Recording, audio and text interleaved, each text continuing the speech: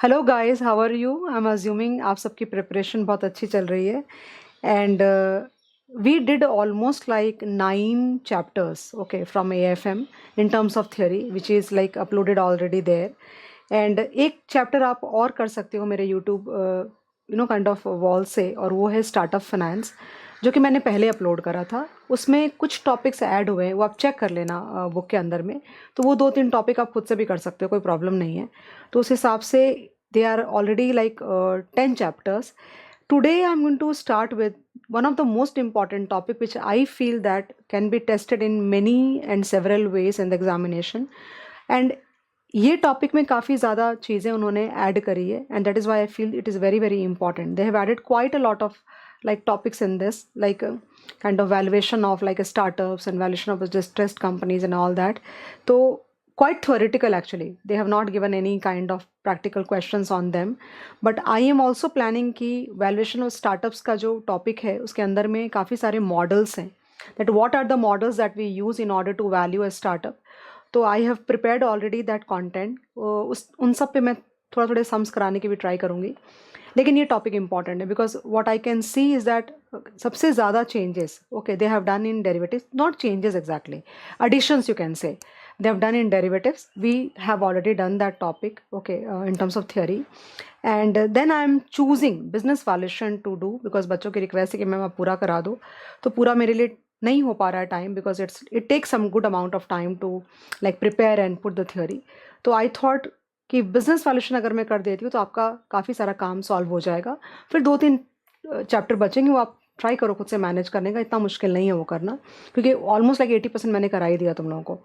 ठीक है, तो without wasting time we're going to start with business valuation. You can see these are the topics that we're going to cover: conceptual framework of valuation, approaches or methods of valuation, measuring cost of equity, relative valuation, and many more things. Let's not waste time and move ahead. So as you know that I discuss everything, I discuss every paragraph. I'll not like leave it like that unattended, and I will like try to underline and write some short notes if possible. You already know the way that we have been learning in the various sessions that we have done on theory. ठीक है, तो सबसे पहला आ रहा है conceptual framework for valuation. So they are in this paragraph, okay. अब ये भी बात मैंने कई बार बोली है कि बोलने को तो इन टॉपिक्स पे बहुत कुछ मैं बोल सकती हूँ अपने मन से भी, बिकॉज इतने सारे करिकुलम्स करें तो सब जगह पढ़ के एक अपनी व्यू बन जाती है. बट जब मैं थियोरी पढ़ा रही हूँ तो it is very very important that I stick to the language of the module, because then only you will be like, तुम्हारी हेल्प तभी हो पाएगी. If I start talking something else, समझाने के लिए I can use some other language for that matter. I mean interpretation में कुछ और कर सकती हूँ. But since we are going to appear in the examination, okay, and we are supposed to write theory there, so you will have to stick to the language of the module quite a lot. And then even if they ask you the case studies will be almost like in the same language as given in the module. So it will be no like reason and no point to deviate from the language of the module, and I hope you understand that part very very well. So they are trying to say that here in the first paragraph that in the previous chapters we did security analysis and security evaluation. So we did learn the various models and the various ways with the help of which we can compute the value of the securities. That securities means like value of equity, value of a stock, value of a bond, value of a preference share, and all that. Here in this topic of business valuation, we will try to learn to compute the value of a business or a corporate. The main reason why we are doing that is to from the perspective of merger and acquisition. I am sure तुमको समझ गया मैं क्या कहना चाह रही हूँ कि भाई आप रिटेल होता है ना जो, तो वो एक एक शेयर की वैल्यू निकालता है, एक बॉन्ड की वैल्यू निकालेगा. बट अगर आप मर्जर एंड एक्विजिशन के पर्सपेक्टिव से अगर आप वैल्यूएशन कर रहे हो तो ऑब्वियस सी बात है आपको बिजनेस की वैल्यूएशन निकालनी पड़ेगी. And when I say business valuation I mean to say debt and equity both together, okay. तो काफ़ी सारी चीज़ें जिन बच्चों ने मेरा लेक्चर लिया है, they have bought my lectures of AFM. You have to ensure that कि मैंने अलग अलग चैप्टर्स इस तरह से नहीं कराएं. प्रैक्टिकल पार्ट की बात कर रही हूँ. सो security analysis, security valuation and business valuation has been done like सारा टुगेदर हमने सॉल्व किया है. One topic is valuation of bond and one topic is valuation of equity. So valuation of equity के अंदर ही मैंने सब कुछ करा दिया, all the like EVA model and relative valuation model and free cash flow to the firm approach and free cash flow to the equity approach and many more things. Okay, तो ये सारी चीज़ें एक साथ कराई हुई है, because virtually the models are the same. We majorly follow the Gordon model in order to value. तो ये सारी चीज़ें कराई हुई है. कई बार बच्चे कॉल करके पूछते या मैसेज करते कि मैम आपने ये टॉपिक कराया नहीं है क्या, तो कराया है. मैं अभी बोल दे रही हूँ, मुझे मौका मिला बोलने का तो मैं बोल रही हूँ. So basically in this topic you are going to learn how to compute the value of the business or the corporate. The purpose would be for the purpose of merger and acquisition. Okay, पहले मुझे बोलने तो फिर मैं फटाफट read कर दूंगी. अच्छा, दूसरे पैराग्राफ में ये लोग ये बोल रहे हैं, यहाँ पे ये लोग ये बोल रहे हैं that the main aim of any organization, any corporate or any business enterprise is to earn profits to sustain. It's a very much common sense that if a company is not generating profits, it will not be able to sustain and promote growth. ये जो idea है कि भाई profits कमानी और company को grow कराना है, ये एक छोटी सी प्रोप्राइटरशिप फर्म होगी तो भी उसका यही एजेंडा होगा, और कोई मल्टीनेशनल कंपनी होगी उसका भी यही एजेंडा होगा. उन्होंने यहाँ पे ये मेंशन कर रखा है. Then they are saying that this corporatisation and the valuation of the business and all is not something new. We know this concept since the time of East India Company if we are talking about India. So they tried to compute the value and maximize their wealth. Of course, the purpose was not very positive, but they are trying to say that every organization, every business will definitely try to compute the value.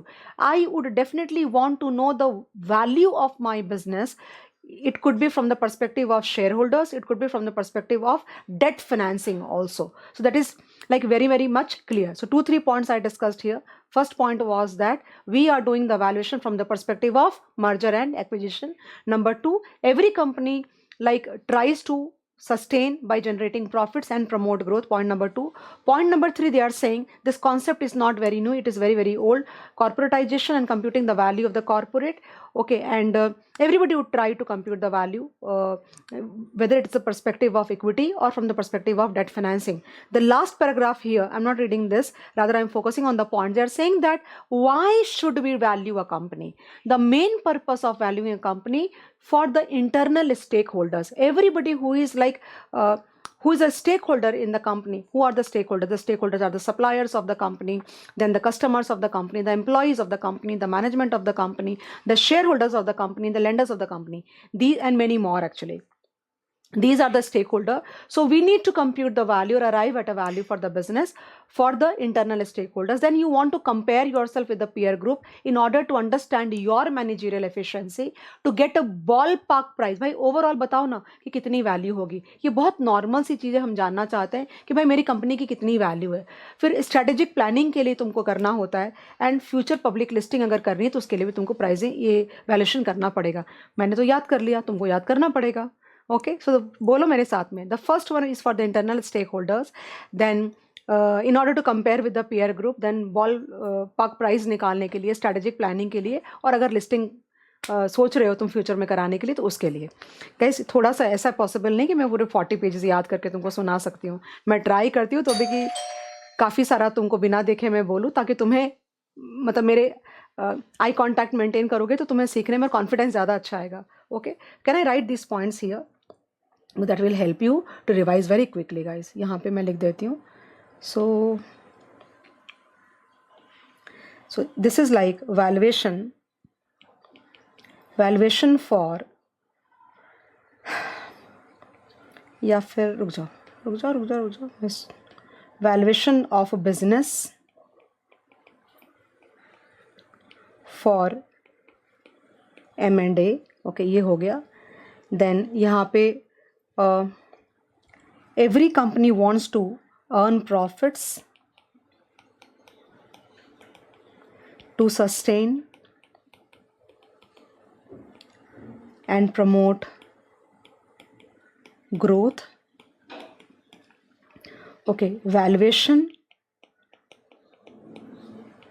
for, like short में लिख रही हूँ, equity and debt people, because they would want to know what is the value of the company for that matter.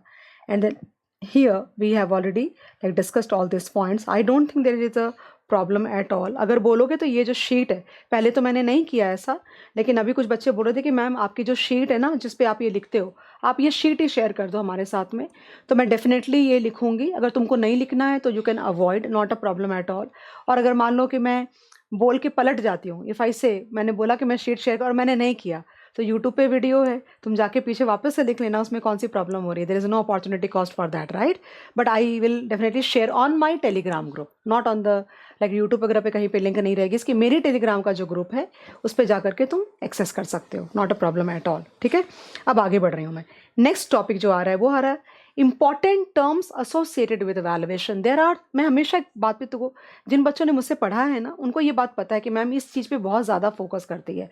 I concentrate a lot on these, because these are basics actually. And whenever I'm teaching AFM, you know, in the class, in the live batch or something like that, or recorded, you would have seen that I always tend to make you write notes that every topic has got their own unique set of jargons, vocabularies, and it is very very important that you become comfortable with them. For example, derivatives may we definitely come across a lot of words like long, then short, and then mark to market and margins and all that. Okay, दूसरे topics में नहीं आता, we don't come across all this words in valuation, but there are some words which we come across in valuation that we don't come across in other topics for that matter. For example, in merger and acquisitions we definitely come across acquirer, then target company, then synergy and all that. So if you are very very good at interpreting these vocabularies or these words, it will be very very easy for you to understand the language of the question. If you do not understand, or if you're not able to relate with these vocabularies and jargons, you will not be able to interpret the question only. कुछ बच्चों ने मुझे लिखा है वहाँ पे कि ma'am इतनी इंग्लिश क्यों बोलते हो। इंग्लिश की तो ये बात है ना कि थ्योरी तो तुम इंग्लिश में लिखने वाले हो, और मैं तो दोनों ही लैंग्वेज बोल रही हूँ पूरे लेक्चर में। पता नहीं, मुझे तो नहीं लगा कि मैं खाली इंग्लिश बोल रही हूँ। हाँ, साउथ के सारे बच्चों का बहुत ज़्यादा रिक्वेस्ट था कि मैम प्लीज़ इंग्लिश में बोलो, तो हमारा भी हो जाएगा, क्योंकि किसी और टीचर ने ये नहीं कराया। तो जस्ट वो एक पर्पज़ था, और मुझे दोनों लैंग्वेज में उतनी ही कंफर्ट है। मैं हिंदी भी उतनी ही अच्छी, तुम सोच भी नहीं सकते मैं कितनी अच्छी हिंदी बोल सकती हूँ।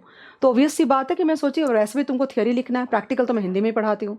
ओके, तो दोनों पर्पस भी हो जाएंगे, और अगर लैंग्वेज के साथ में कंफर्टेबल हो जाएगा तो it will be easy for to perform. बाकी कोई भी मन में ऐसी कोई बात नहीं है कि मुझे हिंदी नहीं बोलना, इंग्लिश नहीं बोलना, all that, nothing of that sort.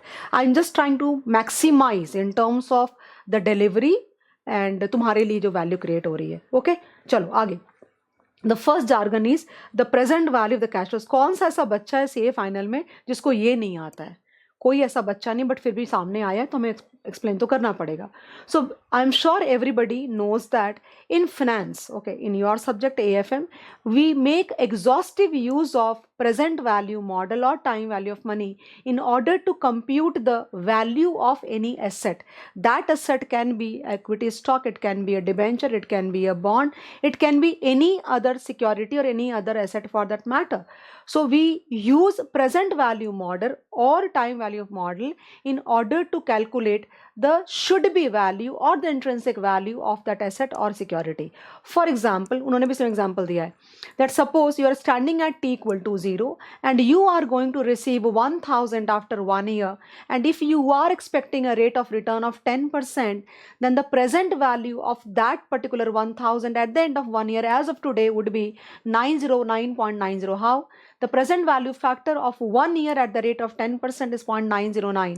So 0.909 into 1000 will give you 909.90. That means to say, if I buy this security at a price of 909.9 and receive 1000 after 1 year, then I'm going to earn 10% in 1 year. Simple हो गया. Now the concept of IRR. So what is IRR? ये भी सारे बच्चों को पता है, किसको नहीं आता? ये सबको आता है, but still it is a time. सुनते ना तो और अच्छा हो जाता है। जब कोई टॉपिक तुम्हें आता है, you already know something, and then when you get a different interpretation, for example I like a lot reading the same topic in different books. So what happens, different books are written by different people, so the thought process that goes inside is different, so you get a lot of different perspectives. So that is the most important thing. Okay, and sometimes you would feel कि अरे ऐसे मैंने क्यों नहीं सोचा, why didn't I think like this? That guy is able to think, why didn't I think like that? You know, so that is your growth and evolution. Extra बातें भी करूंगी मैं, ऐसे मशीन के जैसे पढ़ा नहीं सकती, तुमको नहीं अच्छा लगता तुम आगे बढ़ा दो ना। द कॉन्सेप्ट, और एक बात और कर रही हूँ लेक्चर, तो कम से कम लाइक तो करो, लाइक करो, सब्सक्राइब करो, और क्या, कमेंट भी करो। हाँ, थैंक यू मैम, अच्छा लगा, बुरा लगा, आप अच्छे नहीं हो, आप अच्छे हो बहुत, समथिंग कुछ तो लिखो वहाँ पे। कुछ तो मुझे ऐसा लगना चाहिए कि अरे यार मैंने अच्छा किया ये डाल करके, बहुत अच्छा, बच्चों ने कितना अच्छा रिस्पॉन्स किया। मुझे कैसे पता चलेगा तुम रिस्पॉन्ड कर रहे हो, नहीं कर रहे हो, लाइक भी नहीं करते तुम तो, पढ़ा दिया हमने, जान दो, क्या फ़र्क पड़ता है। तो ऐसा नहीं करो, थोड़ा सा, इतनी सी तो चीज़ मांगी मैंने तुमसे कि भाई लाइक कर दो, कमेंट कर दो, तो उतना तो कर दो, सब्सक्राइब कर लो, उतने से मेरी हेल्प हो जाएगी। ऐसा टीम बोलते हैं, बोलने के लिए मैं बोलती हूँ। चलो आगे बढ़ते। The project the IRR concept. What is IRR? So the rate at which, I will go very formal in terms of my explanation, the rate at which, okay, the present value of the cash inflows is equal to the outflow, that rate is called internal rate of return. So when you are evaluating any investment, be it a security, be it a project or something like that, you will compare internal rate of return with your cost of capital. If your internal rate of return is greater than your cost of capital, you are going to invest in this. Or a point before I move ahead, if the internal rate of return is greater than the cost of capital, then the NPV, if you calculate the NPV with the same cost of capital, the NPV is going to be positive. याद रखना, class में भी बातें करी है। आगे बढ़ रही हूँ, देखो यहाँ पे सब लिखा हुआ है, देख लो तुम। Now ROI, it's a like maximum people do not understand like present value, internal rate of return, and cost of capital and all that. They do understand return on investment. For example, if I invest 1,000 today, and after 1 year, same example which is given, I'm going to quote for you, okay? And if I get 1,400 rupees at the end of 1 year, that means to say I have earned 40%. How? 1,400 minus 1,000 is 400. 400 on an investment of 1,000 is going to give you 40%. But many a times it will happen that this kind of तुम एक साथ में पैसा लगा के एक साथ नहीं निकालते हो. It could be like a staggered. Means I mean to say that possibly like you want to calculate an ROI for multiple years, but always remember that this return or cost concepts are always conventionally calculated per annum. Okay, so if you suppose if you have invested like kind of it can be multiple period thing calculation they are trying to say. So they have given one example wherein they have given 1 year example, that suppose I invested how much? 1,000 like at the beginning of the year on January 1, okay, and then during the mid of the year I again invested like 200, okay, so my total investment becomes how much? 1,200. At the end of the year I am withdrawing how much? Maybe like 2,000. They've given the same example. So the investment is not 1,200 across. Okay, so what are you going to do? That for 6 months your investment was 1,000, and for the remaining 6 months your investment was 1,200. So take an average. So 1,200 plus 1,000 divided by 2 will give you 1,100. Okay, and how much did you earn? 800. So 800 on 1,100 करोगे तो ROI आ जाएगा. But then there is no time value of money application here in my calculation. Okay, so you can definitely, what you can do, that is, there is a possibility that I invested 1,000 at the beginning of the year. Okay, after 6 months or maybe 8 months, why not? So July, August end में, after 8 months, I invested 200 more. Okay, in that scenario, 1,000 is there for 8 months, and for remaining 4 months you have 200. So you can use time value of money in order to benchmark that part. समझ आ रहा मैं क्या कह रही हूँ? इसमें तो क्या किया मैंने कि भाई मैंने 1,000 रुपया डाला, और मैंने एक पार्ट में 1,000 रुपये था, एक पार्ट में 1,200 था, 1,000 प्लस 1,200 कर दो, एवरेज इन्वेस्टमेंट इतना, और हमने इतना कमाया. That is like you are ignoring time value of money. लेकिन अगर तुम चाहो तो रिटर्न कैलकुलेट करने के लिए तुम वो चीज कंसिडर कर सकते हो. वेटेड एवरेज ले लो ना तुम इन्वेस्टमेंट का कि भाई इतना लिया, अगर 1 साल का होगा तो, और मल्टीपल ईयर्स का होगा तो डेफिनेट सी बात है कि तुमको time value of money use करके एग्जैक्टली उतने ही दिन, for example 1,200 was there only for 4 months, तो वो चीज तुम इनकॉर्पोरेट कर सकते हो. That is what they are trying to say. If you want I can read, but I don't think we are required to read all that. So ROI is nothing but what you earn and what you have invested. एक बहुत अच्छी बात rather इन्होंने बोली है आगे जा करके कि from an entities or company point of view, where do we use ROI? So we use ROI when we are investing into multiple projects or multiple businesses, okay, and in order to check that which of the projects or which of the businesses are doing good historically. क्यों? क्योंकि जो खराब का जो जिसमें तुम्हारा ROE का target meet नहीं हो रहा है उसको तुम बंद कर दो, और जिसमें आरओआई जितना तुमने सोचा था एक्सपेक्टेशन से ज़्यादा हो रही है उसमें और पैसे डाल दो.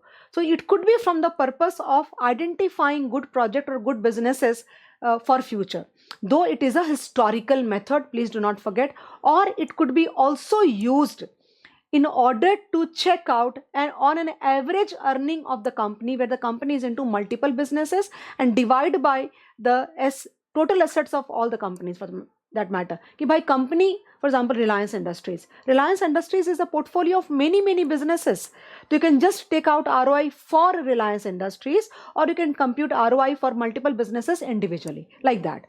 So do you want me to write something? रुको, ये वाला अंडरलाइन कर देती हूँ. From an entities point of view, the most significant use of ROI would be to calculate returns generated by each individual or incremental investment or a project on different projects. Thus, a company has initiated a couple of projects during the year towards new business line can implement the ROI concept to calculate the returns on the investment and take further decisions based on the same.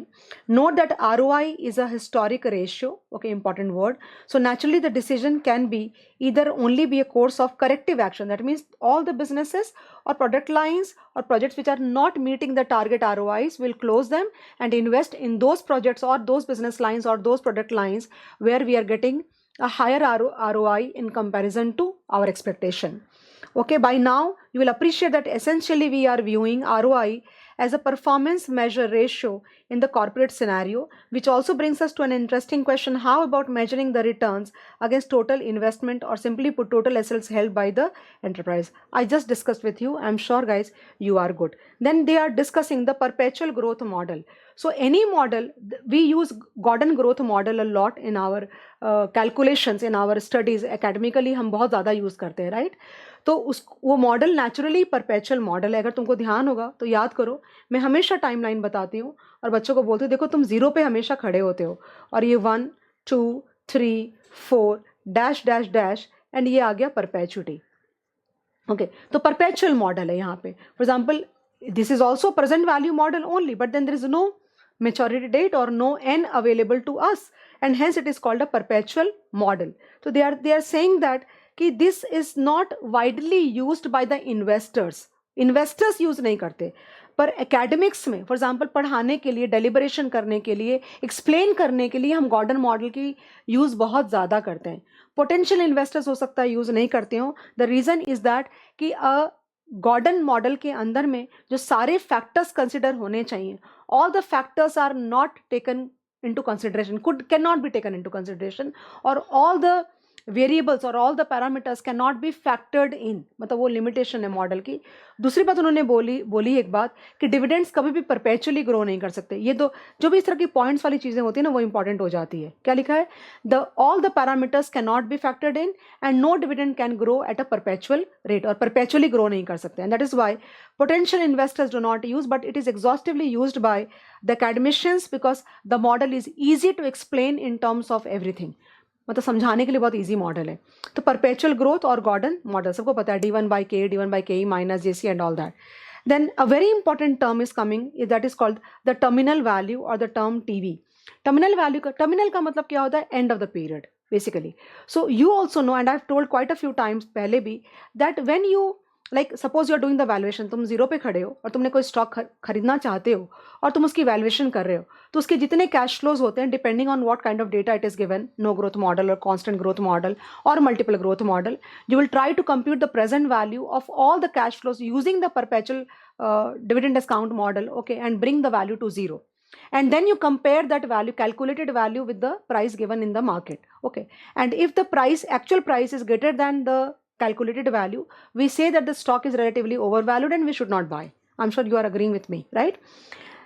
So there could be a possibility, there are sums given in your top, in your like तुम्हारे portion में दिया हुआ है, जहाँ पे तुम देखना 5 year का डिविडेंड्स होता है, और उसके बाद हम क्या करते हैं कि 5th ईयर पे हम टर्मिनल वैल्यू निकालते हैं, 6th ईयर पे टर्मिनल वैल्यू निकालते हैं, या 10th ईयर पे टर्मिनल वैल्यू निकाल ले. That means there could be a possibility that where I am saying that I will exit at this point. So when you are exiting, there has to be some price at which you would want to exit, or you कुछ तो होना चाहिए ना कि भाई मैं किस price पे बाहर निकल पाऊंगा. So that value that you calculate at which you will be able to exit is called the terminal value. It is also called as horizon value. And that value, like you call it P5, P4, P6. So if it is P5, how do you calculate? You say D6 by KE minus GC. That means you say कि भाई वो जो dividend है D5 वो एक किसी single digit rate से may be like economy की जो ग्रोथ रेट है उससे वो ग्रो करता रहेगा. तो बताओ अगर वो सारे कैश फ्लोज की वैल्यू अगर मैं 5th ईयर के एंड पे लाऊं तो प्राइस क्या होगी या वैल्यू क्या होगी, उसी प्राइस पे हम एग्जिट कर पाएंगे शायद. Like that is called terminal value. And guys you understand that part, right? So this is also done in terms of explanation. ये चीज एक दो चीजें हॉराइजन वैल्यू बोलते हैं. Okay, so the next topic is approaches or methods of valuation. So 10 minutes back, guys, we were discussing that this topic is primarily oriented towards learning how do we value a company or a business from the perspective of merger and acquisition. Now, when we talk about merger and acquisition, don't you like understand from inside, okay, कि भाई क्या price दी जाएगी सामने वाले को, target को क्या price offer करनी चाहिए, इस बात पे बहुत ज़्यादा लोगों का टेंशन होगा. But one very important point which I want to make here, and they've also mentioned that the target company could be a listed company or it could be an unlisted company. If it is an unlisted company, then definitely it will be a negotiated price between the two people, correct है? But if it is a listed company, there is a high possibility that ये जो market cap होता है ना listed company का, that will become a very very important benchmark in order to decide that इसकी value क्या होनी चाहिए. But they say that it would not be regarded as a very appropriate method. मैंने क्या बोला अभी तक तुमको? मैंने ये बोला कि भाई वैल्यूएशन हम इस टॉपिक के अंदर में सीख रहे हैं for the purpose of merger and acquisition. Okay, मतलब मुझे बेचना है, तुमको खरीदना है, और वाइसे वर्सा कैसे भी हो सकता है. उस केस में जो टारगेट कंपनी है जिसकी डील होनी है, okay, it could be a listed, it could be unlisted company. If it is an unlisted company, basically how the valuation would be done, it will be based on some kind of negotiation or negotiated price. दोनों के बीच में कोई model use करके होगा, depends on the kind of the business or the kind of industry we are talking into. But if it is a listed company, then market cap can become one of the most important benchmarks, और एक तुमको एक base मिल जाता है ना भाई, इसके ऊपर वैल्यूएशन. अब मेरी कंपनी की वैल्यूएशन अगर 1000 करोड़ है तो ऑब्वियस सी बात है मार्केट के अंदर में, तो ऑब्वियस सी बात है कि 500 करोड़ में अपनी कंपनी में सेल नहीं करोगे. It could be something here and there, but that becomes a very important benchmark. Okay, but they say that अगर हम उस बेसिस पे करते हैं, then it would not be regarded as an very appropriate method, because the market cap is dependent on market price, and market price is dependent a lot on the market efficiency. तुम कौन सी price की बात कर रहे हो? Market नीचे था तब की प्राइस बात कर रहे हो कि मार्केट ऊपर था कब की प्राइस बात कर रहे हो? बिकॉज अगर मार्केट बहुत नीचे था और वो प्राइस यूज़ करोगे तो जो सेलर है उसको बहुत कम पैसे मिलेंगे, और अगर मार्केट बहुत ऊपर था उस प्राइस के हिसाब से लोगे तो जो बायर है उसको बहुत पैसे देने पड़ेंगे. तो it will depend a lot on the market efficiency. Number 2, the number of shares which are traded in the market, okay, they are not like 100%. So on these two pretexts, we can say that market cap would not be a very appropriate method for the valuation of a listed company in the form of a target. So they have suggested some more models, guys. First is called asset valuation method, second is income valuation method, and third is the cash flow based models. The first of all, मैं पढ़ दूँ क्या? थोड़ा सा अच्छा रहेगा, तुमको थोड़ा सा कंट्रोल आ जाता है. बच्चे बोलते हैं मैम आप पढ़ते हो तो जो आपने बोला वो सेटल हो जाता है, अच्छी बात है. As mentioned earlier, one of the purposes of valuation is merger and acquisition. ये भूलना नहीं है. As a carrying out valuation of target company becomes important to gauge out the price to be offered to it. The target company can be listed or unlisted. If the target company is unlisted, then the price of acquisition shall be at the negotiated price. वही चीज बोली मैंने, acceptable by the both the companies, of course. For listed companies, stock market value or market capitalization can form the basis of valuation of the target company. Though stock market price is a guide to the acquiring company, but it does not give an estimate how much target company is worth. Stock price will also depend on the market efficiency. Okay. Further, in some cases, even a small portion of total share is quoted, and hence market price represents a marginal portion of the overall capital. So they have told about other models, and they are asset based valuation, earning based models, and cash flow based models. Asset based valuation model में उन्होंने 3 suggest किया है: net asset value, उसके बाद net realisable value and replacement value, ऐसे 3 models बोले, slight difference है तीनों में लेकिन है डिफरेंस, ओके। एंड उसके बाद अर्निंग बेस्ड मॉडल्स में लाइक पी रेशियो तुम्हारा अर्निंग बेस्ड मॉडल है, कैश फ्लो में F C F F and F C F E are cash flow based models. तो गाइज तुम लोगों ने पढ़ा है, ऐसा नहीं कि you have not studied all this topics in your practical part of A F M, not that you have not studied definitely, but या हियर गाइज क्या हो रहा है कि they have given some examples in the book also. So please try to understand that the examples which are given in your module are also important from the examination perspective. तो जब revise करोगे तो हाथ के हाथ वो भी करके तुम खत्म कर देना. Sums given towards the end of the topic would be definitely covered in our book of the class. But बीच में जो examples होते हैं ना, कभी कभी वो भी पूछ डालते हैं लोग. तो कभी क्या होता है कि टीचर्स भी उतना ज़्यादा उसमें नहीं होते पढ़ाने में और बच्चे भी ध्यान नहीं देते, मॉड्यूल बच्चे कभी पढ़ते ही नहीं है, तो वो फिर इतना अफसोस हो जाएगा ना, you will regret so much कि अरे सामने मेरे था मैंने पढ़ाई नहीं करी. टीचर को भी बहुत रिग्रेट होता है. तो अभी तो मैं ये कोशिश करने वाली हूँ कि जितने प्रैक्टिकल सम्स आते जाएंगे ना बीच में, जो क्लास में कराया हुआ है वो तो मैं स्किप कर दूंगी, और जो क्लास में नहीं कराया हुआ मैं साथ में करा देती हूँ ताकि तुम्हारा हो जाए. पता नहीं तुम क्या करोगे क्या नहीं करोगे. Now next is coming is asset based approach. So in asset based approach what will happen, the valuation would be done on the basis of the net assets acquired. Okay, एक बात का बहुत इंपॉर्टेंट यहाँ पे तुम ध्यान देना, या very very important point is that this method does not consider the future earning capacity of those assets. मतलब अगर मेरे पास में कुछ है, कोई मशीन है, तो उसकी वैल्यू जो बैलेंस शीट में या ऊपर नीचे जो भी मॉडल के ऊपर डिपेंडेंट, उसके हिसाब से वैल्यूएशन होती है.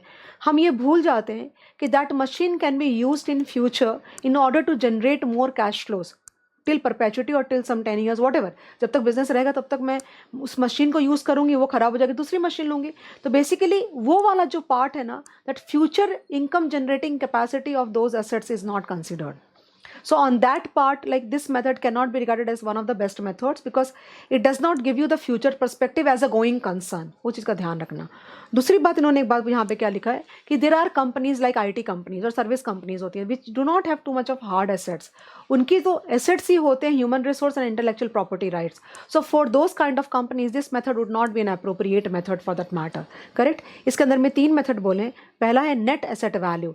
बेसिकली नेट एसेट वैल्यू का मीनिंग तीनों में बहुत कंफ्यूजन होगी, पहले बता देती हूँ. नेट एसेट वैल्यू में क्या होता है कि तुम्हारी बुक्स में, तुम्हारी बैलेंस शीट में जो वैल्यूज़ दे रखी है ना, वो वैल्यूज़ को हम यूज़ करते हैं वैल्यू निकालने के लिए. मतलब तुम अगर मुझसे पूछो कि this is a bare minimum value, the lower threshold, जिससे कम पे तो कंपनी बिकनी ही नहीं चाहिए. मतलब तुम्हारे जो बैलेंस शीट में है वैल्यू, उसके हिसाब से कैलकुलेशन करेंगे. For example fixed asset plus net current assets minus long term debt, जो बुक्स में होगा तुम्हारे. But we forget one thing, that your balance sheet is not a valuation device. मतलब तुम उस बेसिस पे तो वैल्यूएशन नहीं करोगे ना, it's not a good idea. पहली बात मैंने क्या बोली कि तुम्हारा जो बुक्स में वैल्यू है उसके हिसाब से नेट एसेट वैल्यू में वैल्यू करते हैं. We do not consider any future earning capacity और future income generating ability of those assets, वो कंसिडर नहीं होता है. बुक्स में जो वैल्यू है वो लेते हैं, net fixed assets plus net current assets minus long term date लेते हैं.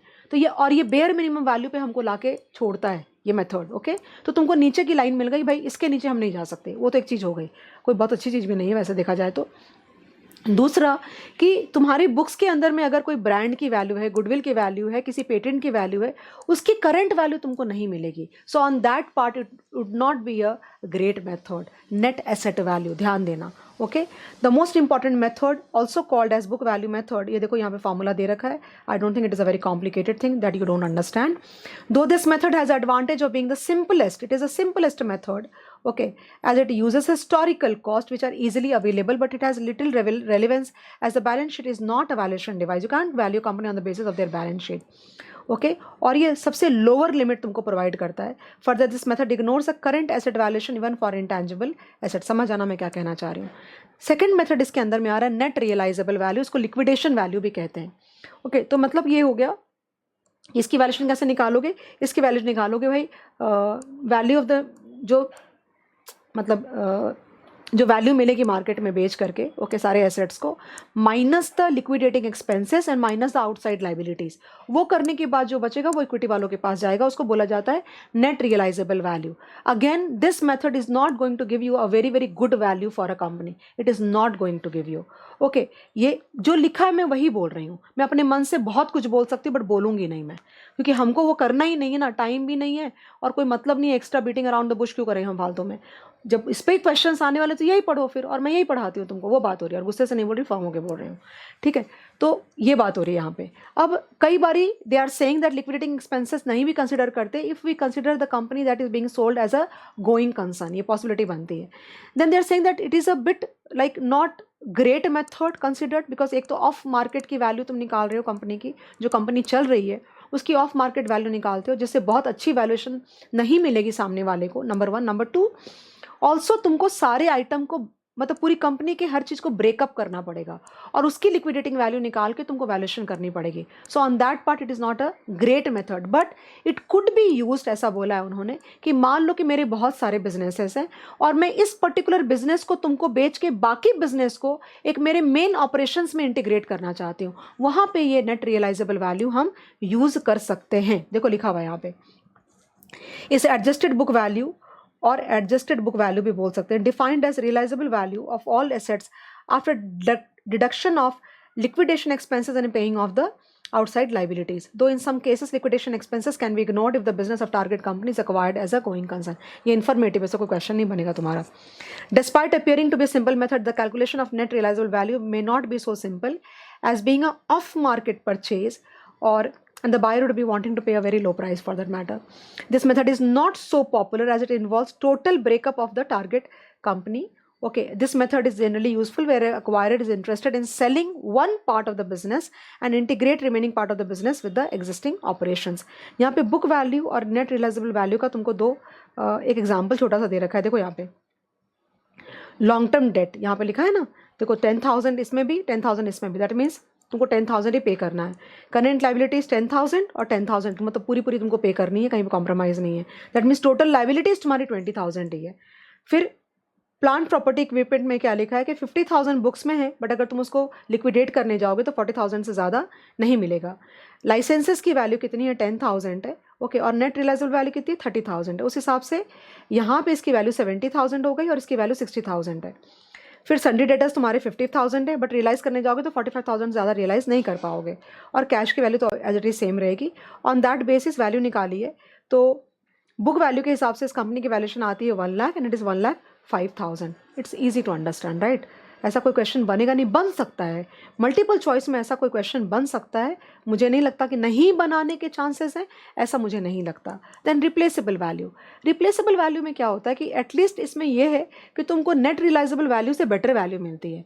कहने का मतलब ये है कि जो कंपनी एक्वायर कर रही है ना, वो एक सिमिलर कंपनी की वैल्यू इनको देना चाहती है कि अगर मैं तुमको नहीं लेकर के सेम बिजनेस में कोई और कंपनी को, that means they are not willing to pay more than this amount for a similar business. तो at least there is some benchmarking there.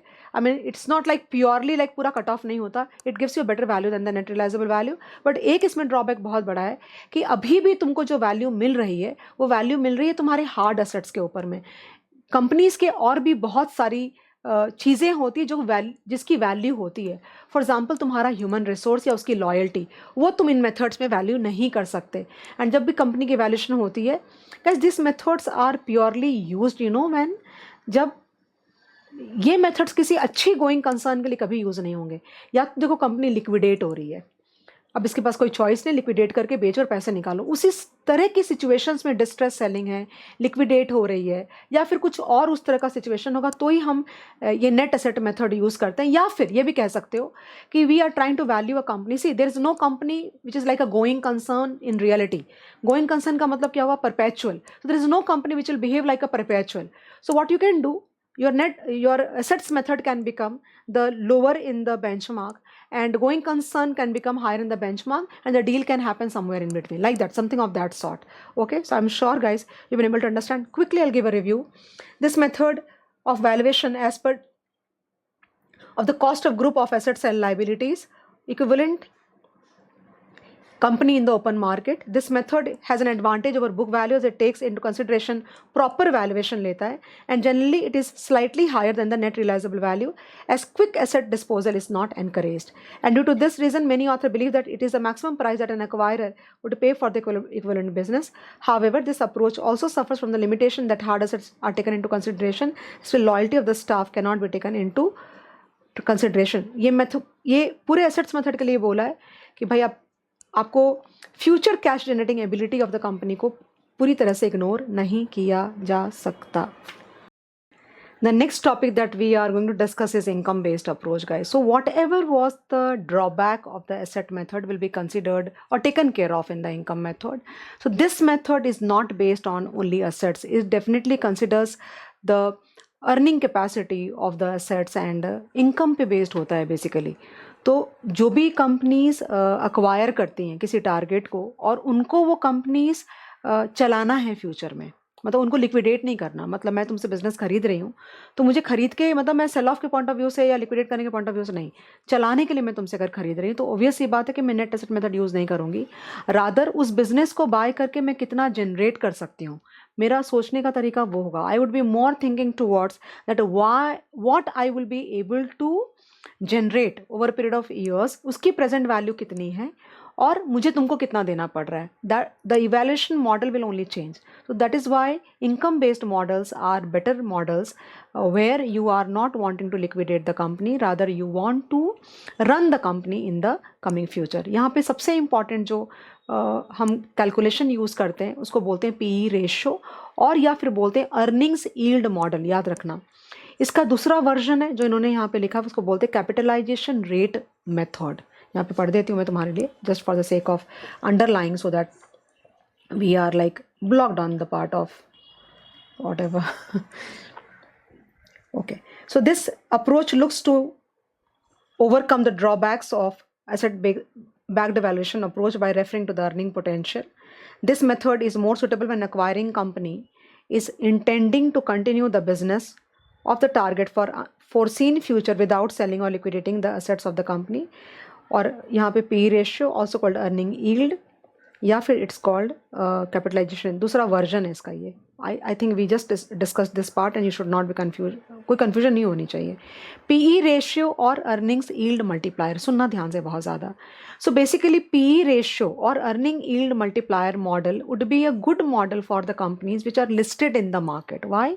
Because the PE ratios are easily available and we also know, एक बात को और ध्यान देना कि in order to use PE model we need to know the growth prospects of the company. So for a listed company this data would be readily available. Rather PE ratio है, EPS है, उसके जो growth potential है, तुम्हारे board से ही वो data सारा बाहर आ जाता है.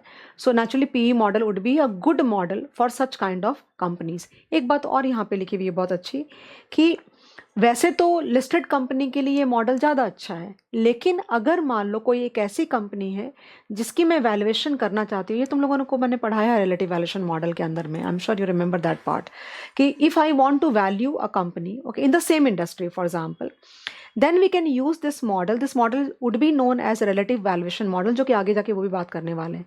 तो वहाँ पे क्या करेंगे हम कि मान लो कि सेम इंडस्ट्री में मेरी कंपनी है और उसकी वैल्यूएशन मुझे करनी है on the basis of the benchmark which is listed in the market for example. So I will use the PE of that particular company okay, और maybe I can choose more companies in the same industry. उन सब के PE ratio अगर एक ही लिया है तो उसका ही PE ले लेंगे. And if you have chosen more companies and maybe you will take an average और weighted average depends okay, and then you will calculate the future maintainable profits. में कौन से मॉडल की बात कर रही हूँ? अगर मान लो कोई एक ऐसी कंपनी है which is not listed in the market suppose, but उसका कोई पीयर ग्रुप है सेम इंडस्ट्री के अंदर में, अगर वो लिस्टेड है मार्केट में, तो we can use that particular listed company as benchmark, as proxy to value this unlisted company. Are you getting the point? So if you are using only one company as benchmark, then you will use the PE of that company only. If you're using more companies or more proxies and PE of all the companies जिसको तुमने proxy choose किया उसका average निकाल के तुम इसको use करोगे. But इस company का हमको calculate करना पड़ेगा future maintainable profits और basically EPS. So how do you calculate price with the help of PE model? So PE model into EPS normally.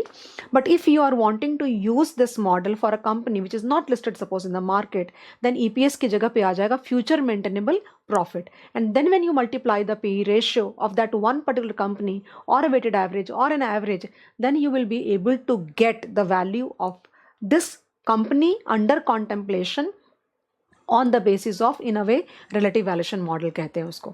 I'm sure guys I'll just quickly go through this paragraph and we would be sorted.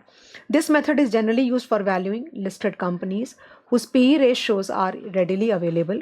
This approach has one benefit, that it takes into account the expected growth rate and the market expectations. Okay. The price or the value of the equity share can be calculated using the model that you already know.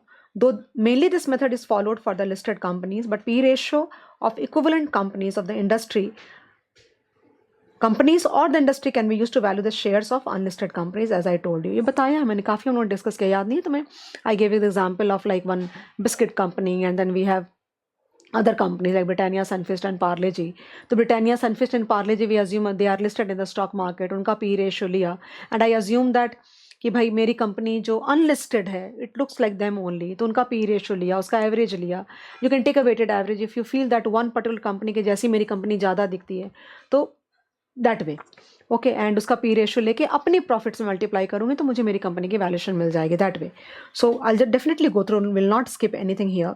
So choose P ratio of the equivalent quoted company, make adjustment downward और additional due to non listing of the shares. Naturally, if my company is not listed, my company is more risky in comparison to the proxy company which is listed in the market, and in order to adjust that part, मतलब मेरी company ज़्यादा risky हो गई, because obviously हर मामले में listed company बेहतर मानी जाएगी, it will be like rated higher obviously, because there corporate governance वाले पार्ट पे एंड बहुत सारी चीज़ों पे उनकी रेटिंग हाई हो जाएगी, because they have to maintain certain amount of image goodwill in the market, and that is why they to fulfil a lot of legal, regulatory, environmental, social, political, economical requirements, okay, to be there.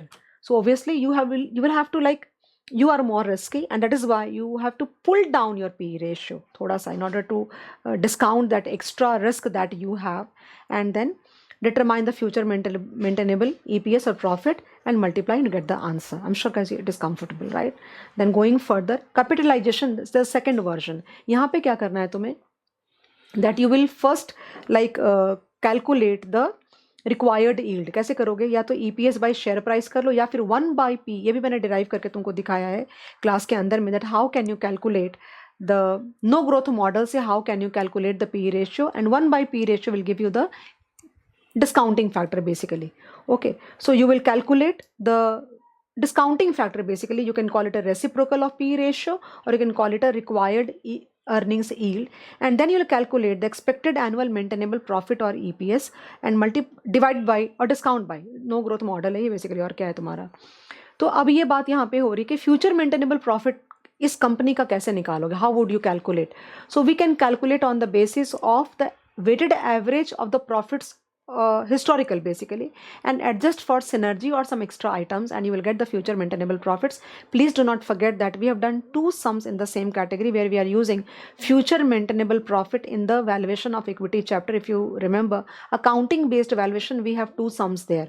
Okay, जहाँ पे याद नहीं है तुम्हें कि भाई industry का gearing ratio इतना है, हमारा इतना होगा and all that, please try to remember. और अगर तुम्हें याद नहीं आ रहा है तो मुझे बताओ, मुझे याद नहीं आ रहा है तो I will tell you the exact question number, and please go and refer. Future maintainable profit, that means you will do all the adjustments required for exceptional and extraordinary item. कहने का मतलब ये है कि जब ये बात बार बार हम लोगों ने क्लास में डिस्कस करी हुई है, दैट वैल्यूएशन में हमेशा वो वाली चीज़ें आनी चाहिए जो फ्यूचर में जाके सस्टेन होने वाली है, and that is why any exceptional और any extraordinary item which will not prevail in the future, okay, that has to be adjusted. अगर मान लो कि कोई लॉस है जो एक बार ही हुआ है, आगे नहीं होगा, तो वो लॉस तुमको एड बैक कर दो तुम. और अगर ऐसी कोई प्रॉफिट तुमने ऐड करी है या इनकम ऐड करी है जो कि आगे जाके नहीं होगा, तो उसको हटा दो, like that. So future maintainable profit का मतलब ये होता है that you adjust the extraordinary and exceptional items and try to arrive at a value, better word, arrive at a value which you think will be possible to sustain in the future. नाम देखो ना, future maintainable profit, like that. तो ये चीज़ ध्यान रखो, MCQ में हो सकता है पूछेंगे तुमको. आगे बढ़ रही हूँ. Next one is cash flow based approach. इसमें क्या ही पढ़ाऊँ मैं तुमको. Cash flow based approach means I have been talking again and again that in finance we do not consider accounting profit, for that matter. We do not like accounting profit because it is accrual based accounting. We do valuation on the basis of cash flows. Cash flows का मतलब ये हुआ जो सच में आया, जो सच में गया, and that is why depreciation is not considered as a part of cash flow, because there is no actual cash outflow going. But we definitely take, for example, depreciation. Depreciation तुम जब P&L कैलकुलेट बनाते हो ना, तो depreciation तो minus करते हो, because as per tax standards you can consider depreciation as an expense, correct? But as per the cash flows, okay, preparation of cash flow principle, you are not supposed to deduct. But because I don't know, मैं ये बात तुमको, मेरी बात समझ आ रही कि नहीं आ रही है, वो जो टैक्स होता है ना, the tax element that you will deduct in the cash flow, because you will have to pay the money with respect to tax part to the government. So tax calculation cannot be done on the basis of cash flows. Tax has to be calculated on the basis of P&L or accrual based accounting. तो वहां से tax उठा करके cash flow में तुमको substitute करके minus करना है. तो वो जो टैक्स है ना, उसमें इंपैक्ट आ जाएगा तुम्हारे डेप्रिसिएशन का. That means when you deduct depreciation in the P&L, the tax amount will be lower. Okay, and that will generate an extra cash flow that is called depreciation tax shield. Okay, and that is why guys, तुमको अगर तुमको P&L को cash flow में convert करना है, assuming all the other items except for depreciation are in cash, so you prepare the P&L, calculate the PAT, and then you add back depreciation and you say, okay, my cash flow is ready. In practical, things are not that simple, but try to understand. There's a difference between P&L and cash flow. I'm sure you understand that part. So basically they are saying that कि cash flows के अंदर में जो सच में पैसा बाहर गया वो तुम माइनस करोगे, जो सच में पैसा अंदर आया वो लोगे. Okay, and you will just try to calculate the free cash flow. Okay, computing free cash flow would be like, I'm sure you remember, FCFF, free cash flow to the firm. When I say firm, I mean to say the cash flow available to both debt and equity. Okay, and that is why we write here EBIT. सारे operational expenses पे करने के बाद, okay, सारे operational expenses करने के बाद तुम आ जाते हो EBDIT पे. तुम D माइनस करते हो, ओके, एंड देन तुमको मिलता है EBIT.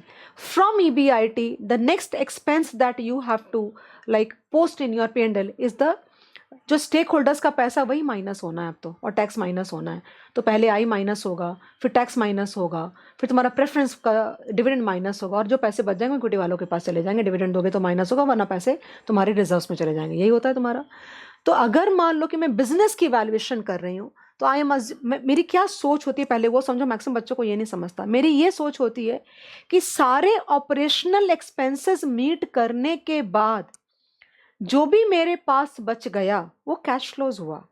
उसके बाद ग्रोथ रिलेटेड एक्सपेंसेस भी माइनस करने के बाद, because if your company is growing, if your sales is growing, you will have to spend money.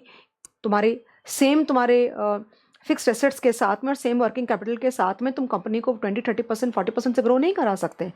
तो any expense which is related to growth, वो भी माइनस करने के बाद जो पैसे बच जाएंगे, that will be called as free cash flow to the firm. And if a company is still left with money after deducting all this expenses, it calls for a higher valuation. Okay, वो logic आ रही है. तो EBIT 1 minus T, okay, then plus depreciation, okay, then minus capex and minus change in. So capex and working capital change are growth related expenses. और EBIT 1 minus T plus depreciation जब तुम करते हो तो कैश फ्लो हुआ. जब capex और change in WC करोगे तो फ्री कैश फ्लो हो जाएगा. मतलब अब पैसे फ्री हो गए, चाहो तो तुम स्टेक होल्डर्स के बीच में पैसा बांट सकते हो. तो यहाँ पे जब ये फॉर्मूला हम लगाते हैं ना, तो ये ध्यान रखना कि डेट और इक्विटी इनसाइडर होके बात हो रही है यहाँ पे. यानी कि अगर P&L में लाइबिलिटी साइड देखते हो तुम, तो पहले तुम्हारा इक्विटी आता है, फिर रिजर्व्स आता है, वो तो इक्विटी वाले का ही हो गया, फिर लॉन्ग टर्म डेट आता है. तो मैं तुमको रादर ये कहना चाहती हूँ कि लॉन्ग टर्म डेट के बाद वालों को हम आउटसाइड लाइबिलिटी समझते हैं, और इधर ये सारे एसेट्स हो गए तुम्हारे. Are you getting the point? So you are trying to find out what is the business strength of the model.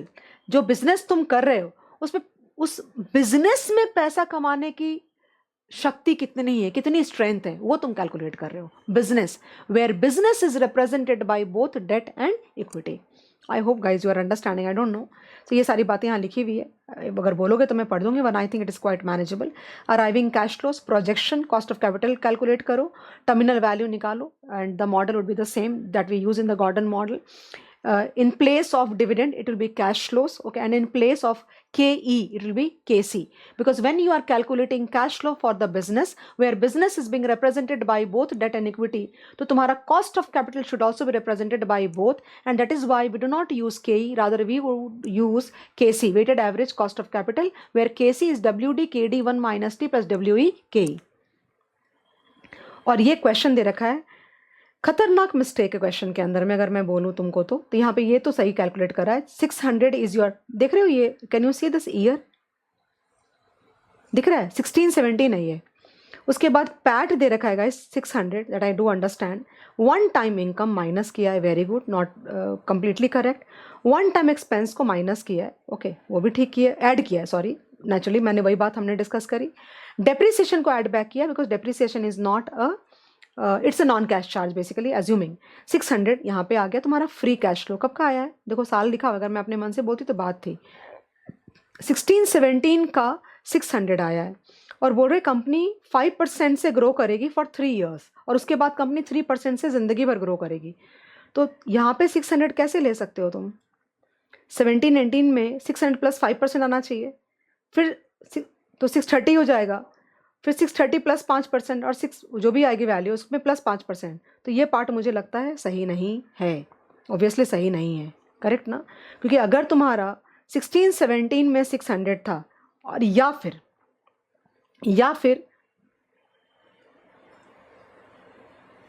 फिर अगर समझो कि अगर ये प्रोजेक्टेड होता 16-17 में, अगर ये प्रोजेक्टेड होता मतलब ये D1 है, मतलब तो 17-18 के लिए 600 बराबर है ये।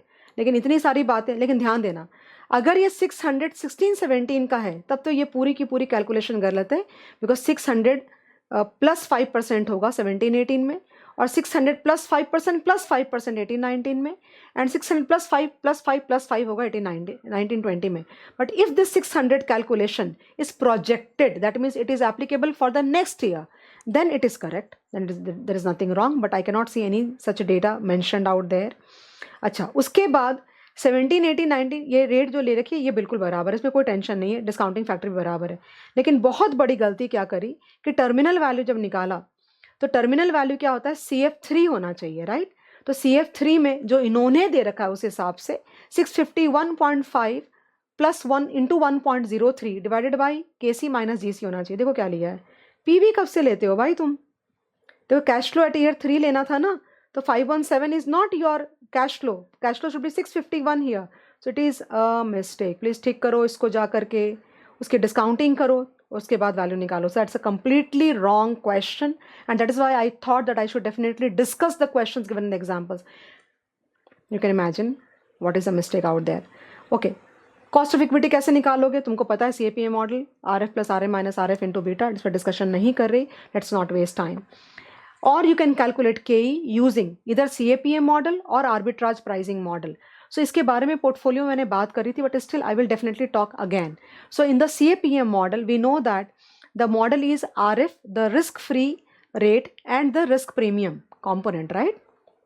But Stephen Ross came out with the arbitrage pricing model or the multi-factor model, and he said that CAPM oversimplifies the risk actually. Okay, oversimplifies the risk का मतलब क्या होता है कि डिस्कस हुआ था हमारा पोर्टफोलियो में, से बोलती हूँ दोबारा कि भाई जितनी भी तुम्हारे बिजनेसेस होते हैं, कितनी वैरायटी ऑफ बिजनेसेस होते हैं, every business is not sensitive equally to every macro microeconomic factor. For example, I'd give the same example actually in portfolio. For example, I am having a agricultural based business, agro based business, and you are into the steel business. Okay, I am saying that ki the returns of my stock would be dependent on many factors. It could be GDP growth rate of the country, it could be interest rate of the country, in the economy or the jurisdiction in which I am staying. Jurisdiction का मतलब economy और country हो गया, and the monsoon, okay, and all those factors. But the sensitivity of my business would be very very high with respect to monsoon in comparison to you. हो सकता है your company's sensitivity would be higher with respect to, like, you know, what do you say, GDP growth, why? Because GDP growth अगर बहुत ज़्यादा है मतलब infrastructure पे बहुत काम हो रहा है, और अगर इंफ्रास्ट्रक्चर पे बहुत काम हो रहा है तो मतलब स्टील का डिमांड बहुत ज़्यादा है। समझ आ रहा है मैं क्या कह रही हूँ? तो ही इज सेइंग दैट आपने भाई बहुत ही सिंप्लीफाई कर दिया रिस्क प्रीमियम वाले कॉम्पोनेंट को। Okay, where as every business would be differently sensitive to different economic, macro economic factors for that matter, and that is why वो अलग अलग होना चाहिए, कहने का मतलब है। तो एपीटी मॉडल में क्या हो रहा है, वो लोग क्या कहते हैं, देखो यहाँ पे लिखा हुआ है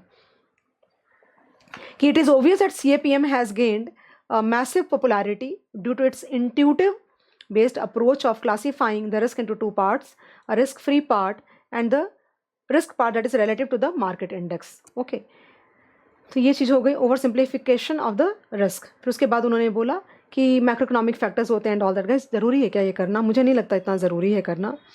एंड तुमको मॉडल एपीटी का पता है ऑलरेडी, राइट? कि भाई देखो ये फॉर्मूला दे रखा है, मैं ये लिखने वाली थी बट ये दिया हुआ है तो अपने उसको कॉपी कर लेते हैं।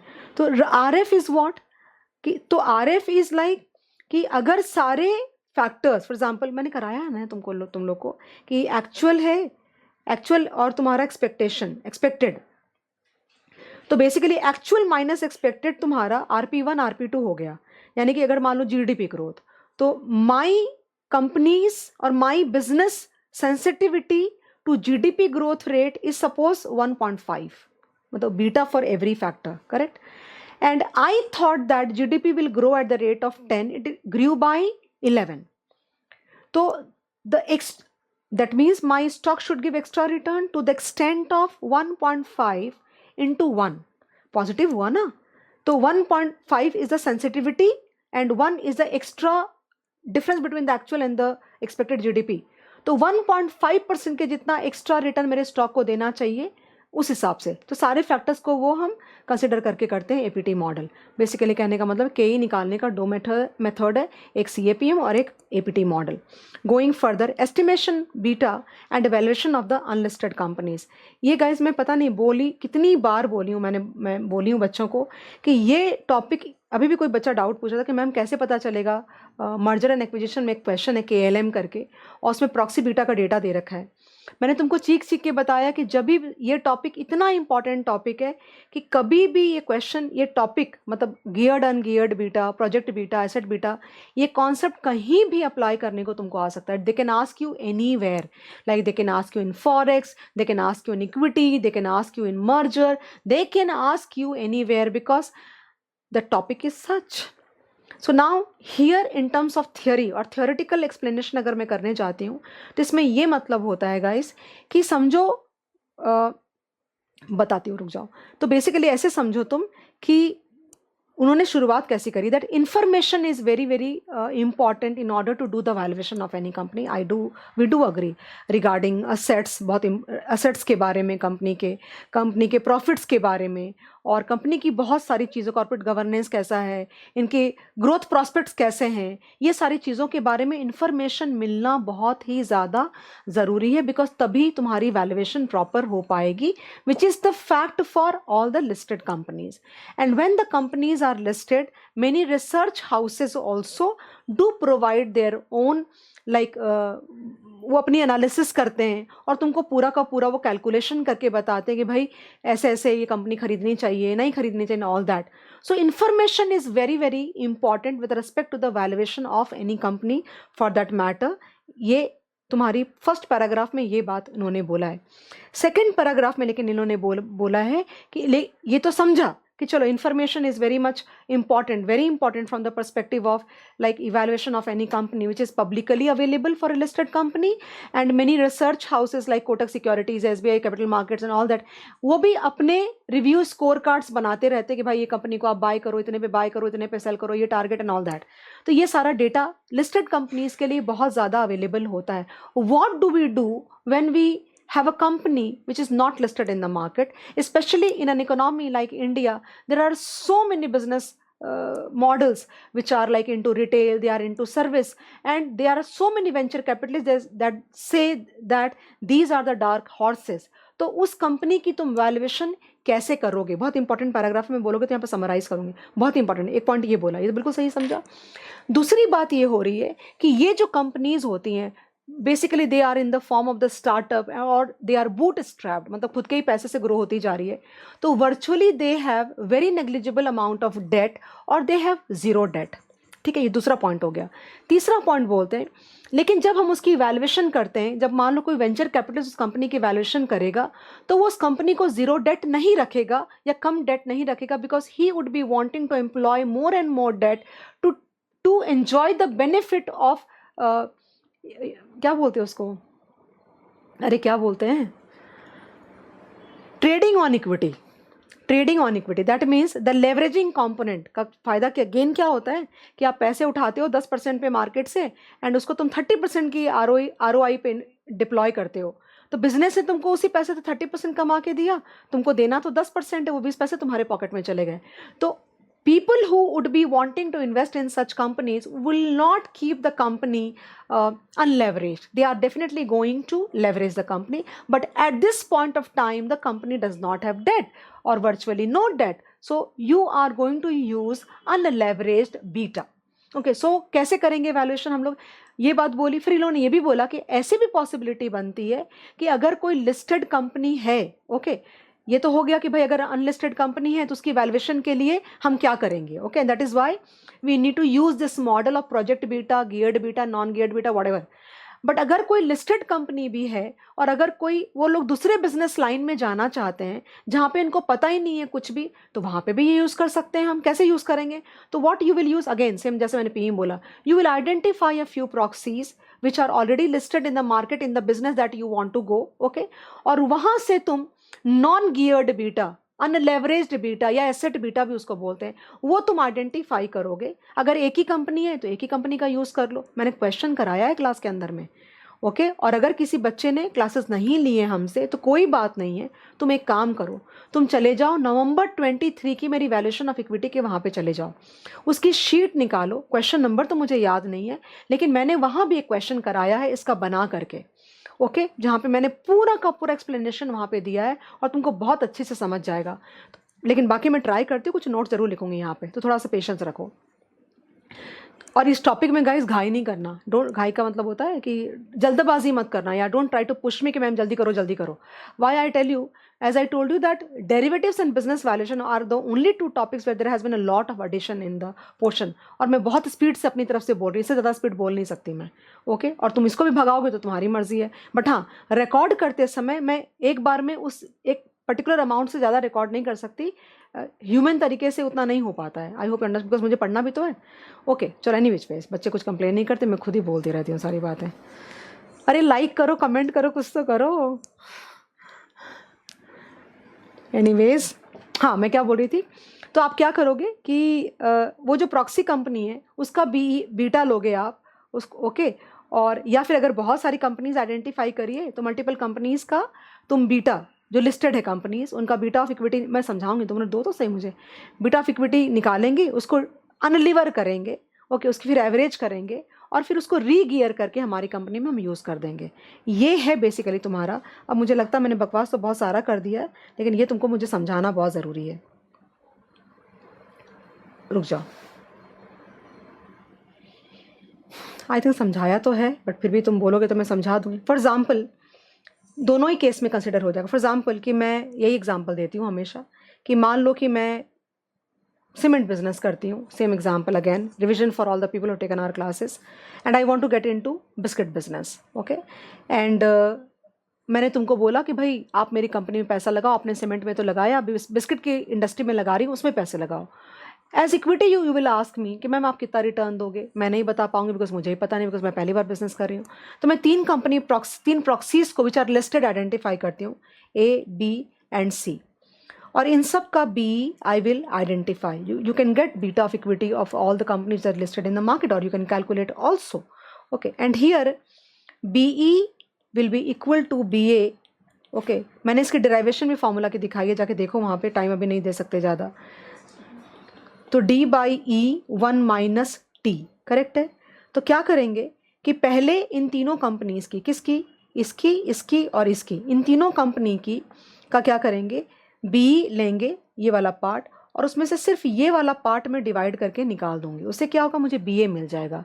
नॉन गियर्ड बीटा, मतलब अगर कंपनी के अंदर डेट नहीं है तो उसका बीटा कितना होना चाहिए, बिकॉज दिस, ये जो चीज़ है ना, this represents your business risk and this part represents your financial risk, and the company that we want to value does not have debt, so we will take out the beta of the asset or the unlevered beta. Okay, ये बाहर आ गया तुम्हारा, तीनों का बाहर आ गया, एक आ गया, बी का आ गया और सी का आ गया। फिर हम उसका एवरेज कर देंगे, B A of A, B A of B, B A of C. अगर एक ही लिया है तो वही वाला यूज कर लो, अगर तीन कंपनी लिया है तो तीनों का एवरेज लोगे या वेटेड एवरेज लोगे, डिपेंड्स क्वेश्चन में कैसे दिया हुआ है। और तुमने weighted average beta of the asset calculate कर लिया, उसमें तुम अपनी डेट इक्विटी रेशियो लगा करके वापस से लीवर करके री गियर करके तुम बीई कैलकुलेट करोगे, सीएपीएम मॉडल यूज करके RF RM minus RF use करके कैलकुलेट करोगे, बैंक से बैंक कितने पे तुमको डेट देगी वो केडी मिल जाएगा तुमको, और तुम weighted average cost of capital निकाल लोगे। एंड देन वो जो निकाला हुआ कॉस्ट ऑफ कैपिटल होगा उसकी हेल्प से तुम क्या करोगे, उसकी हेल्प से तुम कैश फ्लोज को, जो नया बिजनेस बिस्किट इंडस्ट्री हम डाल रहे हैं, देखो दिख रहा है तुमको, ये अनलीवर किया, ये अनलीवर किया और ये वापस से लीवर किया, रीगियर किया, कहने का मतलब है। ओके, यहाँ पे क्वेश्चन दिया हुआ है तुम्हारा, you can very much solve this question without any like, कोई भी दिक्कत नहीं होनी चाहिए गाइस, मुझे नहीं लगता कोई दिक्कत है, कर लेना इसको, बाद में टाइम बर्बाद नहीं करती हूँ, बस आगे और इंपॉर्टेंट टॉपिक्स बहुत सारे बाकी हैं and I would not want to waste time. और कराया हुआ जाके रेफ़र कर लो ना प्लीज़, तो उससे मेरे लिए चीज़ें थोड़ी काफ़ी ज़्यादा ईजी हो जाएंगी।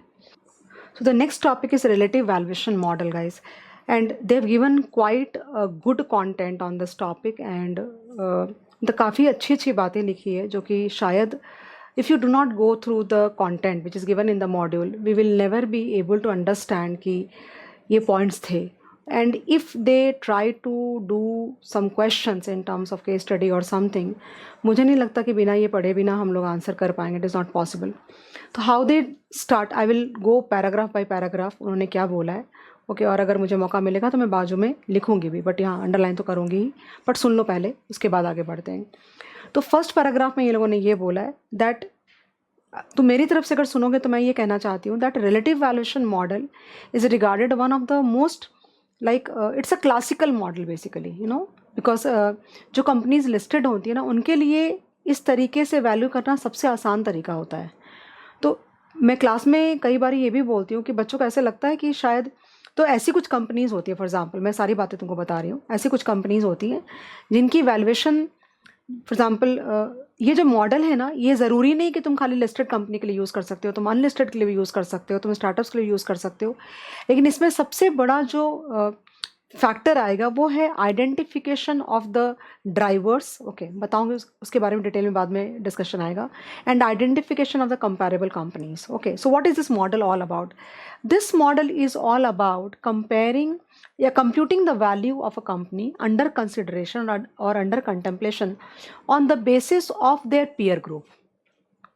समझ आ रही बात? तो बेसिकली वो लिस्टेड भी हो सकते हैं जिनकी वैल्यू हम निकाल रहे हैं, they might not be listed also, that's quite possible, but the base of the valuation is that you are trying to compute the value of a particular company और a particular business on the basis of the peer group or the other companies in the same industry. This model can be used on a standalone basis also, but usually in practical life what happens that the models that you saw, you know, kind of the asset based models and then free cash flow based models and income based models, so we use this model in conjunction with those models। कहने का मतलब ये हो रहा है, ये लोग ये कहना चाह रहे हैं कि वैसे तो ये मॉडल तुम स्टैंड अलोन बेसिस पे भी कर सकते हो। देखो मैंने दोनों लैंग्वेज में बोला है तुमको, फिर बोलना नहीं कि हिंदी नहीं बोला। वैसे तो ये मॉडल तुम स्टैंड अलोन बेसिस पे भी कर सकते हो, लेकिन यूजुअली अगर मुझसे तुम पूछोगे तो प्रैक्टिकल लाइफ में भी वो जो आगे मॉडल हम लोगों ने डिस्कस करा ना, जैसे एसेट बेस्ड मॉडल डिस्कस किया, free cash flow based model discuss किया, इनकम बेस्ड मॉडल डिस्कस करा, और ये साथ में हम यूज़ करते हैं। फॉर एग्जाम्पल कभी भी कोई एक मॉडल से you do not calculate the value, means I mean to say not one model is perfect कि उससे valuation when you do and you can say okay this is the perfect price of this particular business और this particular security. No, we use multiple models together and then try to arrive the value of the company so that every factor is considered. So यहाँ पे in the first paragraph they are saying that this model is based on the pretext of this model is that we are trying to compute the value of the company on the basis of the comparable firms in the industry, and this model is used in conjunction का मतलब along with, okay, along with other models. This is what they are trying to say in the first paragraph. In the second paragraph they are saying that कि what is the logic, what is the exact logic of using this model. So basically then they say that कि भाई we try to identify assets. okay, मान लो कि भाई जो मान लो मेरी company के कुछ एसेट्स हैं या कंपनी है या बिजनेस मॉडल जो भी है, तो जो सिमिलर एसेट्स हैं उसके बेसिस पे हम मार्केट प्राइस करने की कोशिश कर रहे हैं. अच्छा है, बहुत अच्छा पैराग्राफ बोला है, मुझे बोलने तो शायद थोड़ा डेवलप होगा टाइम 2-4 मिनट के अंदर में. So we are trying to compare the assets of the acquiree, मतलब target, with the comparable assets available in the market. We are trying to price the value of the asset of the acquiring company with the in comparison to the other assets which are of similar type in the market. So एक बहुत अच्छी line उन्होंने ये लिख रखी है कि this is a complete deviation if we look to other models. That means दूसरे मॉडल्स में तुम्हारे कुछ बेस था कैलकुलेशन का, करेक्ट ना, कि भाई हम या तो कैश फ्लोज को डिस्काउंट करेंगे या हम एसेट्स की वैल्यूएशन के ऊपर करेंगे. So this is a lot of deviation in terms of the calculation of intrinsic value. But in order to understand the model properly, if somebody tries to think that okay, what is the model all about, so एक बहुत अच्छी line use करी उन्होंने, that maybe if you draw a normal distribution, are you aware of normal distribution जो हम draw करते हैं? okay, मैंने एक एग्जाम्पल तुमको कई बार दिया हुआ है पहले कि एक्चुअली अगर मान लो कि एक सिमिलर टाइप के फर्म में तुम जॉब आर्टिकल शिप करते हो और बाकी सारी चीज़ें भी सिमिलर है, तो it is a high probability that कि 2-4 जो भी लोग होंगे जो सिमिलर हैं एक दूसरे के, एक मतलब एज के हिसाब से, काइंड ऑफ टैलेंट के हिसाब से एंड ऑल दैट, तुम्हारे जो मार्क्स सी इंटर में कैसे आए, फाउंडेशन में कैसे एंड ऑल दैट, तुमने फर्स्ट अटेम्प्ट में पास किया and all that. So based on these parameters similarity तो होनी चाहिए ना. सो ये हाई प्रोबेबिलिटी है कि on a normal distribution curve तुम सबका जो स्टाइपेंड होगा वो शायद इस वाले पार्ट में फॉल कर जाएगा. सो तुम समझ के कनेक्ट कर पाए? तो इसका ये मतलब हुआ कि जो सिमिलर चीज़ें हैं मार्केट में, ओके, उनकी मार्केट प्राइस बहुत ही सिमिलर होनी चाहिए which fits into the normal distribution curve within the उस एरिया में वो फिट कर जाए. तो कहने का मतलब उस हिसाब से बेंचमार्किंग हम कर रहे हैं. और ये लोगों ने ये भी बोला है that it is not too weird also because quite a few times in on a day to day basis we try to benchmark or we try to price or we try to value on the basis of some comparative, like they have given an example. For example, we try to relate the returns of a particular stock on the basis of the market. So where the market has become a comparative or comparable index for that matter, okay. Or in other words, we can also say that okay, suppose there are two bonds, one belongs to government, one belongs to some company, and if the YTM of both the bonds are similar, then we can say that the return of this particular company is almost like government bond. That means the credit rating of this particular bond or this company is almost kind of approaching to government level credit rating, मतलब उतना ही अच्छा है. So ऐसा नहीं कि weird है, but हाँ इसको समझना बहुत ज़रूरी है. ऐसे लेफ्ट राइट सेंटर अप्लाई नहीं कर सकते. There are a lot of things that we need to understand before we apply this model. Again, मैंने कहाँ तक पढ़ा है पता है तुम्हें? मैंने पढ़ा है paragraph number 1, paragraph number 2, paragraph number 3 तक पढ़ा है. तो मुझे लगता है पहले मैं उतना कंट्रोल करा दूँ तुमको, उसके बाद मैं आगे बढ़ूंगी. The 3 approaches that we saw to arriving at the value of enterprise, asset based, the earnings based and cash flow based, are for arriving the intrinsic value of the same. Relative valuation model method is to arrive at a relative value using comparative analysis. That means you are trying to compute the value of a company on the basis of some comparable firm or some comparable peer. Okay, and this method is often used in conjunction with the other models. ये एक चीज़ यहाँ पे लिखी हुई है.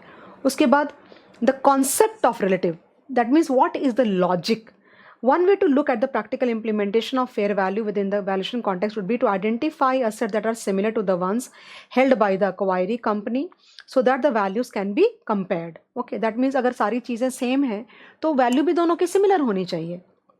This would be a significant departure from the intrinsic value approach that we have seen until now.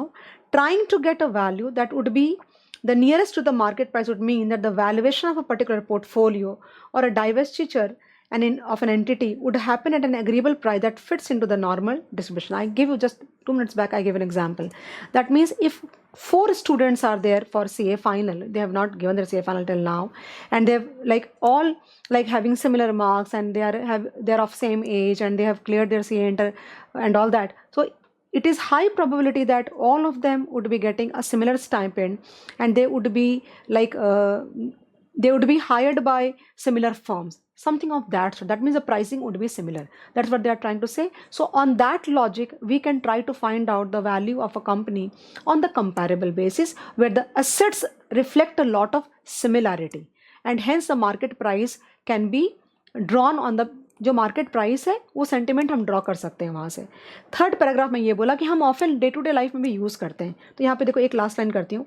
दस when we are comparing bonds, the closer the YTM of the bond to the government index of the return, the more credible it gets when it comes to pricing. I'm sure guys you've been able to understand. This paragraph is a bit like थोड़ा different है, but मैं तुमको समझा देती हूँ क्या बोला है. इन्होंने बोला है कि in a relative valuation model or a comparable firms approach that we are talking, it is also called multiples approach. So it is very very important that we identify. दो चीज़ें बहुत important होगी इस मॉडल के अंदर में. सबसे पहली चीज़ होगी आइडेंटिफिकेशन, आगे पढ़ेंगे हम लोग. Identification of the comparable firms, मतलब वैसी वाली फर्म्स को आइडेंटिफाई करना जिसके साथ तुम खुद को कंपेयर कर सकते हो. Because even if both of them are similar in size, they are same in terms of risk and opportunities, they are similar in terms of capital structure and many more things, there is going to be a lot of difference between the two. So identifying comparable firms is going to be a big like challenge while while we are wanting to use this model. Number 2, identification of the drivers का मतलब होता है कि हम कैसे बोलूँ मैं तुमको, एंड 2 ड्राइवर है, या तुम आगे जाके देखोगे कि एंटरप्राइज वैल्यू टू सेल्स लगाएं, या enterprise value to invested capital लगाएं, या एंटरप्राइज वैल्यू टू EBITDA लगाएं, या फिर हम PE रेशियो मॉडल लगाएं. तो ये भी बहुत इंपॉर्टेंट होगा कि जो ड्राइवर्स है, बिकॉज ड्राइवर्स जब तक सही तुम आइडेंटिफाई नहीं करोगे ना, तब तक तुम्हारी जो वैल्यूएशन निकल के आएगी और जो मल्टीपल्स तुम यूज़ करोगे वो मल्टीपल्स भी तुम्हारे बराबर नहीं होंगे. और वो आगे जाके डिस्कशन तुमको दिखाऊंगी. यहाँ पे देखो क्या लिखा है. Also referred to as, oh my god, also referred to as valuation by multiples, uses financial ratios to derive at the desired metric. So basically आगे जाऊंगी तो बेटर को बताऊंगी. स्टेप्स दे रखे हैं यहाँ पे, देख लेना ये वाला पार्ट तुम. अब देखो, finding the correct driver. So whether we are going to use enterprise value, okay, as a driver, or price, market price as a driver, that is a very very important thing. उन्होंने क्या बोला यहाँ पे कि if your like company, if your company is like has got a lot of capital intensive business, then use of enterprise value to invested capital would be a better multiple for that matter. And if your company is into like जिनका sales, जिनके revenue बहुत ज़्यादा है, और वैसी वाली जो जिनके पास कैश रिच कंपनीज है, उनके लिए enterprise value to sales would be a better multiple for that matter, where multiple is of course multiple बाद में आएगा, पहले ड्राइवर तुम यूज़ करोगे, ठीक है ना. या फिर इक्विटी बेस्ड मल्टीपल ज़्यादा बेटर होगा. फॉर एग्जांपल PE मल्टीपल हम कहीं भी यूज़ कर सकते हैं, और सबसे ज़्यादा यूज़ होता है बिकॉज सबसे ज़्यादा इजीली डेटा भी अवेलेबल होता है और समझ में भी सबको आता है. और दूसरा होता है PEG ratio. So they are saying that PEG ratio कैसे प्राइस अर्निंग रेशियो कैसे कैलकुलेट करते हैं, MPS बाई EPS करते हैं, तो वो PE रेशियो हो गया. PE रेशियो को जब तुम ग्रोथ रेट से डिवाइड कर देते हो तो वो बन जाता है PEG ratio. So PEG ratio would be a very good ratio or a very good multiple to evaluate companies which are like into high growth phase में है. So it is very important to identify correct driver. मतलब तुमको मुझे ना एक बात तुमको बोलूँ क्या, मुझे स्टेप नंबर 1 और 2 काफ़ी ज़्यादा ओवरलैपिंग लगा. उन्होंने जो लिखा है यहाँ पे मुझे काफ़ी ज़्यादा, बिकॉज अल्टीमेटली ड्राइवर और मल्टीपल काफ़ी रिलेटेड हैं. तो मुझे लगता है कि उन्होंने काफ़ी कंफ्यूज कर दिया स्टूडेंट्स को ऐसा लिख करके. ड्राइवर का मतलब पता है कि क्या होता है? ड्राइवर का मतलब ये होता है कि तुम यहाँ पे क्या लोगे, EBITDA लोगे कि तुम सेल्स लोगे, कि तुम इन्वेस्टेड कैपिटल लोगे, कि तुम अर्निंग्स लोगे, कि तुम ग्रोथ रेट, मतलब क्या लोगे? वो तुमको क्या लगता है कौन से वाले वो आइटम होंगे या कौन से वाले वो ड्राइवर होंगे? तुम कुछ भी तो किसी के लिए नहीं ले सकते ना। फॉर एग्जाम्पल एक आगे जाके बहुत अच्छा एग्जाम्पल दिया है कि अगर तुम्हारी कंपनी, सपोज करो कि तुम्हारी कंपनी का जो बिजनेस है वो काफ़ी ज़्यादा अफेक्ट होता है एक्सचेंज फ्लक्चुएशन से, बिकॉज तुम्हारा धंधा एक्सपोर्ट का है, उस केस में P ratio would not be a very relevant multiple for that matter in order to value that company. It has to be a different like multiple for that matter. It can be anything, जो कि बाद decide कर सकते हैं बाद में. But then वो जो तुम मल्टीपल यूज़ कर रहे हो और उस मल्टीपल के अंदर जो ड्राइवर यूज़ कर रहे हो वो बिजनेस टू बिजनेस अलग हो जाएगा ना. For example if your company और if your business is very capital intensive, तो ऑफकोर्स वहाँ पे इन्वेस्टेड कैपिटल का काइंड ऑफ इंपॉर्टेंस बहुत ज़्यादा होगा. सिमिलरली अगर कोई कंपनी बहुत एसेट लाइट है, they are not like having too much of intensive capital, वहाँ पर enterprise value to invested capital बहुत रेलिवेंट तुम्हारा मल्टीपल नहीं होगा. तो एक्चुअली वो लोग दो बातें कहना चाह रहे हैं, एक ड्राइवर के बारे में और मल्टीपल के बारे में, लेकिन दोनों पॉइंट स्टेप में काफ़ी कन्फ्यूजन डेवलप कर दिया. दिमाग मत चलाना, समझ में अगर आ रही है बात तो बहुत अच्छी बात है. मैं पढ़ती हूँ थोड़ा, शायद उससे तुमको पर्सपेक्टिव मिल जाएगा. Finding the correct driver that goes to determine the multiple is significant for relative valuation, as it sets the direction to the valuation approach. Of course, thereby one can have two sets of multiple based approach depending on the type of the drivers. या तो enterprise value based multiple use कर लो, तो उसमें EV by EBITDA, EV by invested, EV by sales, but again will depend on the kind of the industry and the type of company we are talking. Then equity value based multiples like PE ratio or price earning growth. We've already seen the concept of application of enterprise value in previous section. However, in the light of valuation, we can definitely add that whereas EV by EBITDA is a popular ratio which can be used anywhere for that matter. Okay. EV by invested capital will be more appropriate for capital intensive, and EV by sales will be more appropriate for companies which are into like जिनका revenues बहुत high है या huge order book है, similar of that means उनका revenue बहुत driving force है. Then step 2 में लिखा है राइट फाइनेंशियल रेशियो यूज़ करना. जैसे कि मैंने तुमको बोला कि EV to invested capital would be a better multiple for companies which are into capital intensive, and EV by sales would be a better multiple for company which are having a good big order size और high revenue and all that. ये सारी बातें लिख रखी है. Then लिखा है arriving at the right mix of the compare. ये तो सबसे ज़्यादा इंपॉर्टेंट जो मैंने तुमको बोला. तुम कितनी भी कोशिश कर लो, identification of a comparable firm, a look alike firm is the most difficult job. But then we can just try to go near. जो सिमिलर दिखता है, बिल्कुल सिमिलर तो मिलेगा ही नहीं तुमको, बिकॉज तुम्हारे जैसा कोई दूसरा है ही नहीं. सिमिलर मिल सकता है इन terms of risk and opportunities, in terms of capital structure, in terms of size, in terms of like तुम्हारा जो जिस प्रोडक्ट में तुम हो, तुम्हारा मार्केट का जो है, जिस तरह का तुम्हारा मार्केट एंड ऑल दैट, उस बेसिस पे तुम कंपेरेबल फर्म्स आइडेंटिफाई करोगे. ओके, तो ये तुम्हारा थर्ड पॉइंट हो गया. और फोर्थ स्टेप में इन्होंने बोला है कि वो जो तुमने मल्टीपल्स कैलकुलेट किया है और जो तुमने कंपेरेबल फर्म्स का, on the basis of that we will try to compute the value, market value of the company. देखो लिखा है extrapolate the results obtained, okay, to arrive the correct estimate of the value of the firm. इसमें कुछ assumptions हैं, ध्यान से सुनना. Assumptions ये है कि ये मॉडल ये अज्यूम करता है दैट मार्केट एफिशिएंट होना चाहिए और स्ट्रक्चर, रिस्क, अपॉर्चुनिटीज़ वगैरह कंपैरेबल फर्म की और कंपनी की सेम है. एंड एक बहुत इंपॉर्टेंट चीज़ बोली है, the function of the fundamentals and the multiples are linear. इसका क्या मतलब होता है पता है कि कैसे बोलूँ मैं तुमको कि लीनियर समझते हो कि अगर ये बढ़ा तो एग्जैक्टली उतने से वो बढ़ जाएगा, लाइक दैट.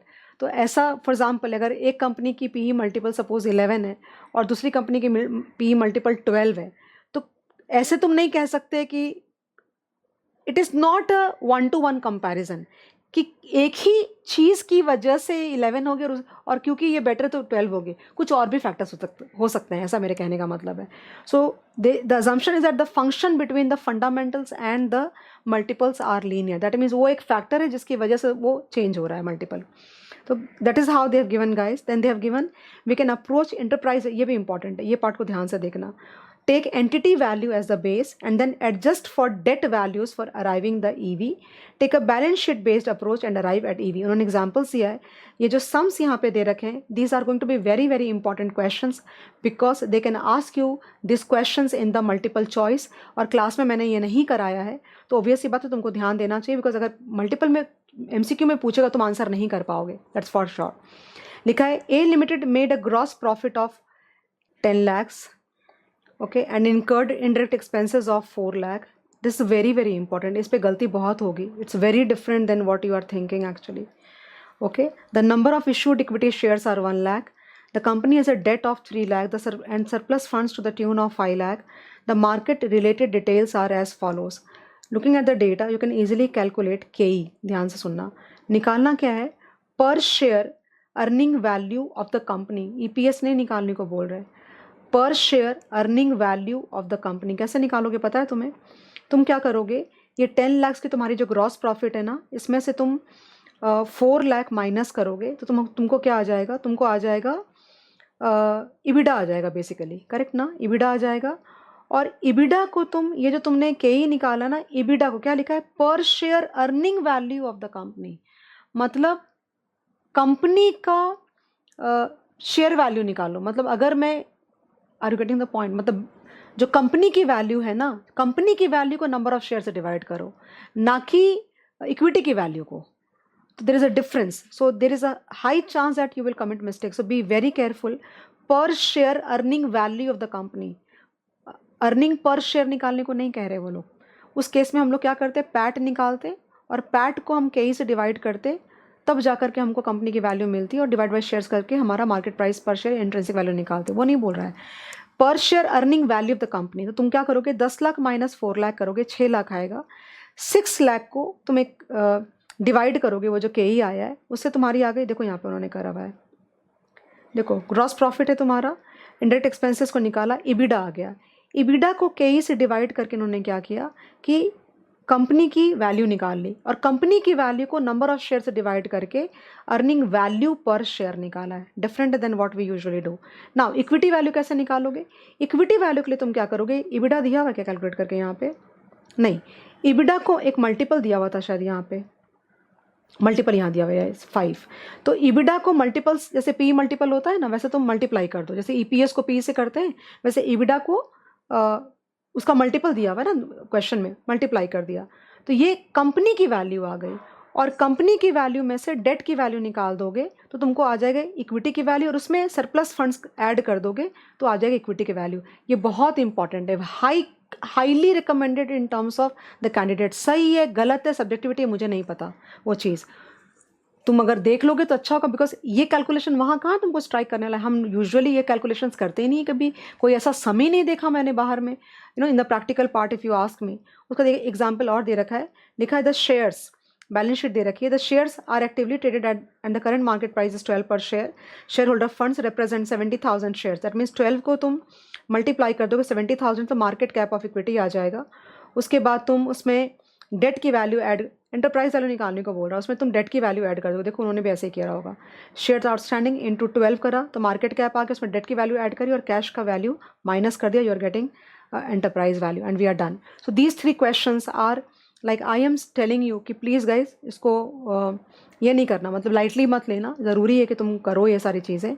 एंड इसके बाद नेक्स्ट टॉपिक आ रहा है other approaches to value measurement. Okay, ये जो टॉपिक है ना guys, contemporary approaches to valuation, ये ना I could not find anything as such which will add too much of value in terms of like questions or something.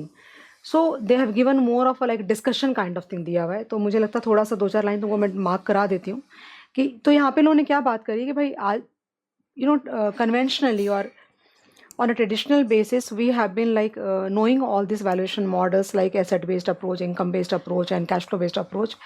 But nowadays, in today's time, with a lot of technological advancement, we are hearing a lot of words like, you know, private equity and exit multiples. देखो यहाँ लिखा हुआ है leveraged buyouts and brand value and all that. Okay, बस ऐसा बोला इन्होंने. उसके बाद उन्होंने कुछ चीज़ें बोली like जो conventional business models थे अब वो नहीं है, और भी बहुत वैरायटी के बिजनेस मॉडल्स हैं। लाइक फॉर एग्जांपल अगर बोलते हैं कि इंटरनेट बेस्ड कंपनी है, तो इंटरनेट बेस्ड कंपनी की वैल्यूएशन आप कैसे करोगे जिसके पास में फिक्स्ड एसेट के नाम पे कुछ ऐसा है ही नहीं। तो उनकी वैल्यूएशन कैसे बोलते हैं, प्राइस पर page. Okay, then there are many business models, like तुम्हारा प्ले स्टोर पे कोई ऐप है तो जितने सब्सक्राइबर होंगे उसके उतने उस ऐप की वैल्यूएशन निकलेगी एंड ऑल दैट। तो ये सब डिस्कशन किया, और कुछ भी खास नहीं बोला है। लिखा देखो यहाँ पे, and even a meticulous combination of all the three, but it is not common to find bull market preferring to analyst।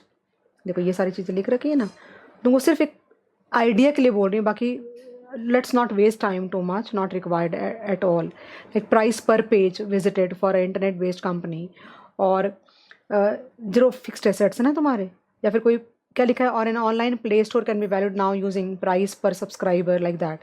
सो वो चीज़ हो गई तुम्हारी, है ना। देन पी रेशियो के बारे में बात करा, you already know what is a P, price earnings ratio, it is like comparable forms के लिए यूज़ करते हैं। देन लेवरेज्ड बायआउट्स के बारे में बात करा इन्होंने।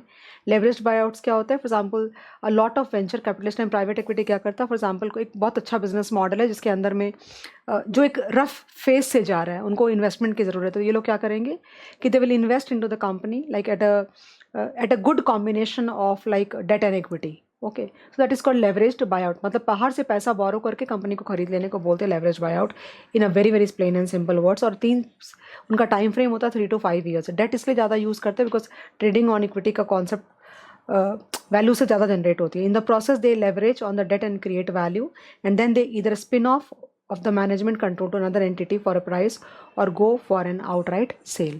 So leveraged buyouts basically means borrowing money and acquiring a company. Okay, उसके दो रीज़न होते हैं, एक तो फंड्स जो लगता है वो मिल जाता है, दूसरा you can have a lot of benefit of trading on equity. कैसे यहाँ पे एग्जांपल दे रखा, मुझे एग्जांपल अपने आप में बिल्कुल भी कंप्लीट नहीं लगा, इसलिए मैं इसको स्किप कर रही हूँ, not required. Chop shop method, अब आज का लेक्चर वर्चुअली ख़त्म होने पे आ गया है, मतलब अभी जो पोर्शन बचा out of 40 page, that's how I am counting, out of 40 pages of theory that they have given to you, we are almost going to cover 24-25 pages, whatever, I don't remember exactly. And then in the second lecture guys, we would be like मतलब मुझे लगा था मैं 30 तक जा पाऊंगी, but मुझे लगता नहीं कि मैं वहाँ तक जा पाऊंगी, because I feel that I am getting exhausted and content भी काफ़ी अच्छा कवर हो गया है, तो सेकंड लेक्चर में फिर अच्छे से कवर करा दूंगी। चॉप शॉप मेथड में क्या होता है, ऐसी बहुत सारी कंपनीज होती हैं जो जिनके बहुत सारे बिजनेसेस में होते हैं वो लोग, राइट। तो ये कंपनीज अक्सर अंडर वैल्यूड होती है, बिकॉज अगर उनको अलग अलग कर दिया जाए ना तो उनकी वैल्यूएशन ज़्यादा अच्छी होगी। तो in order to value such kind of companies we can use chop shop method, where in, देखो यहाँ पे ये एक बिजनेस सेगमेंट एग्जाम्पल दे रखा है, ये एक एग्जाम्पल दे रखा है, ये एक बिजनेस सेगमेंट है और ये एक बिजनेस सेगमेंट है, और तीनों बिजनेस सेगमेंट का सेल्स है और एसेट्स और इनकम है, यानी valuation on the basis of sales like a P multiple only on the assets और सेगमेंट इनकम। और फिर तुम क्या करोगे कि फॉर एग्जांपल अगर तुम इसको इससे मल्टीप्लाई करोगे तो आ जाएगा कंज्यूमर होलसेलिंग की वैल्यू आएगी, but on the basis of sales. उसके बाद तुम इसको इससे मल्टीप्लाई करोगे तो आ जाएगी value of consumer wholesaling on the basis of assets, और इसको इससे मल्टीप्लाई करोगे तो वैल्यू आ जाएगी on the basis of consumer wholesale की, of course on the basis of income. अब एक सेगमेंट की 3 वैल्यू तो हो नहीं सकती, तो तुम क्या करोगे, तीनों वैल्यूज़ को on the basis of 3 different benchmarks add करोगे और डिवाइड बाई 3 कर दोगे, तो एवरेज वैल्यू कंज्यूमर होलसेलिंग निकल जाएगी। उसी तरह से बाकी दोनों का भी निकालोगे, और वो जो एवरेज 3 एवरेज होंगे उनको टोटल करोगे तो इस कंपनी की वैल्यू निकल जाएगी। That is chop shop method, nothing more than that. उसके बाद नेक्स्ट मॉडल आ रहा है तुम्हारे सामने में, this is the last topic that I am dealing as of today, economic value added. किसको नहीं पता ईवीए क्या होता है, बट ईवीए और एमवीए उन्होंने भी वही चीज़ें लिखी है, that they are focusing on the fact that कि सारे ऑपरेशनल एक्सपेंसेस मीट करने के बाद, ओके, सो अगर एक कंपनी और स्टेक होल्डर की रिक्वायरमेंट्स भी मीट करने के बाद अगर कोई कंपनी एक्स्ट्रा कैश जनरेट करती है, that company calls for a higher valuation, that's it. And that is why EBIT 1 minus T. What is that? EBIT 1 minus T is NOPAT. मतलब आप सारे खर्चे EBIT तक तुम आ चुके हो, मतलब कंपनी चलाने के रनिंग एक्सपेंसेस जितने भी वो सारे मीट कर चुके। अब EBIT से तो तुम अपने स्टेक होल्डर्स को ही पेमेंट करोगे ना, उसमें से टैक्स हटाने के बाद minus KC into capital employed. KC is what, weighted average cost of capital and capital employed, यानी तुमने अमाउंट में ये निकाल लिया कि स्टेक होल्डर्स को कितना देना होता है, वो भी तुमने माइनस किया, और उसके बाद भी अगर पैसे बच रहे कंपनी के पास में, that will be called as EVA, nothing more than that, everybody knows that, फिर भी पढ़ते हैं. Economic value added is a holistic method evaluating a company's financial performance, which means EVA is used not only as a mere valuation technique but also find the economic contribution of a company to the society at large. The core concept behind MVA is that a company generates value only if there is a creation of wealth in terms of returns in excess of its cost of capital. मतलब अपने cost of capital से ज़्यादा earn करेंगे तभी तो wealth creation बोला जाएगा, right? फिर उसके बाद लिखा हुआ है that to answer to the above is the EVA looks at the performance of the management of the company. That means अगर EVA positive है, that means your management has been like very very efficient in their use of the existing assets for that matter, because तभी ज़्यादा तुम्हारे cash flows generate हो सकते हैं, तभी तुम EVA generate कर सकते हो. So in a way it will also give you the measurement of the performance of your management. Very very good line actually, this one. Okay, to elaborate all the approaches seen up now mere just a function of number crunching, but EVA tries to make management more accountable to their individual decisions and impact of decision on the path to progress the company. ये example दिया हुआ है बहुत ही weird सा थोड़ा, and उसका formula तुमको दिया हुआ है, तुमको ज़्यादा दिमाग नहीं चलाना है इसके अंदर में, और EVA कैलकुलेशन तुमको आती है. इस प्रैक्टिकल बेस मैंने पहले भी थियरी थोड़ी स्किप करी हम लोगों ने, और ये एग्जाम्पल बहुत ज़्यादा इंपॉर्टेंट है. कितनी बार गलत करते करते करते अब जा करके सही शायद इनसे हो पाया है. एक बहुत ही इंपॉर्टेंट पॉइंट है कि वो जो नोपैट होता है EBIT 1-T, उसमें नॉन कैश आइटम्स की एडजस्टमेंट होनी चाहिए. देखो यहाँ पे care should be taken to do the adjustment for non cash elements like provision for bad and doubtful debts. जो क्वेश्चन जो मैंने स्टार किया है इसके अंदर ही तुमको इसका इम्पैक्ट दिख जाएगा, करके देखो.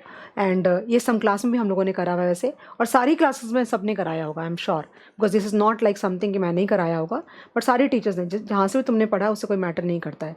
और MVA क्या होता है? Present value of EVAs is called MVA. तो फॉर एग्जाम्पल किसी कंपनी की अगर मार्केट वैल्यू सपोज करो कि ₹1000 है, ओके, एंड बुक वैल्यू उस कंपनी की सपोज करो कि ₹400 है, तो बाकी जो बैलेंस है वो MVA है, ₹600. And what is EVA? MVA is the present value of EVA. Class में ये भी बहुत डिटेल में कराया है, किसी बच्चे को अगर नहीं आता है नवंबर 23 के जाके मेरे लेक्चर्स देखो प्रैक्टिकल वाले पार्ट में, तुमको समझ जाएगा. सो MVA is nothing, that means any value which is over and above the book value is because the company is capable of generating MVAs. That's it guys for today, and I think I will wind up now. एक बात और कह रही थी, ये lecture तो आज upload हो जाएगा तुम्हारा, लेकिन अगला लेक्चर ईद आ रही है बीच में, तो हमारी ऑफिस की छुट्टी रहेगी एंड ऑल दैट, तो एक दिन आगे पीछे हो जाएगा, तुम उसका टेंशन मत लेना. मैंने बोल दिया कि मैं कराऊंगी तो मैं कराऊंगी. मैंने बोला था मैं बिजनेस वैल्यूएशन जरूर कराऊंगी तो मैं कराऊंगी. बीच में I was not well and there are a lot of other engagements, and this takes time. This really takes time because there are a lot of pages that I have to go through, and the most important thing here is that I have to speak in the same language as given in the module. मैं अपने मन से कुछ भी नहीं बोल सकती, because अगर मैं अपने मन से कुछ भी बोलती हूँ तो वो तुम्हारे लिए कुछ ज़्यादा यूज़ का नहीं रहेगा. So it takes some time. So maybe quite a few times you are not able to take out that kind of time. I hope you appreciate and be empathetic enough towards me. And thank you so much guys. And जैसा मैंने बोला आज ये हो जाएगा, 1-2 दिन के अंदर में पार्ट टू में मुझे मेहनत ज़्यादा लगेगी रिकॉर्ड करने में, बिकॉज आई एम प्लानिंग कि मैं थोड़ा जो तुम्हारा उन्होंने जो स्टार्टअप्स वैल्यूएशन के जो मॉडल बोले उसके थोड़े छोटे सम्स अगर मैं करा दूँ तो बहुत अच्छा हो जाएगा. प्लस इन जनरल भी हमें MCQs और केस स्टडीज़ करनी होगी, तो it will take some time on my part to record, and I think I will take 1 or 2 days to record and then upload. Don't have to worry. तब तक तुम अपनी पढ़ाई जारी रखो, एंड लेक्चर ख़त्म करने पे लाइक, कमेंट और थैंक यू बोलना मत भूलना. Bye bye, have a nice day. I wish you all the very best for all your exams. May you come out with all the flying colors, and I love all of you. Thank you.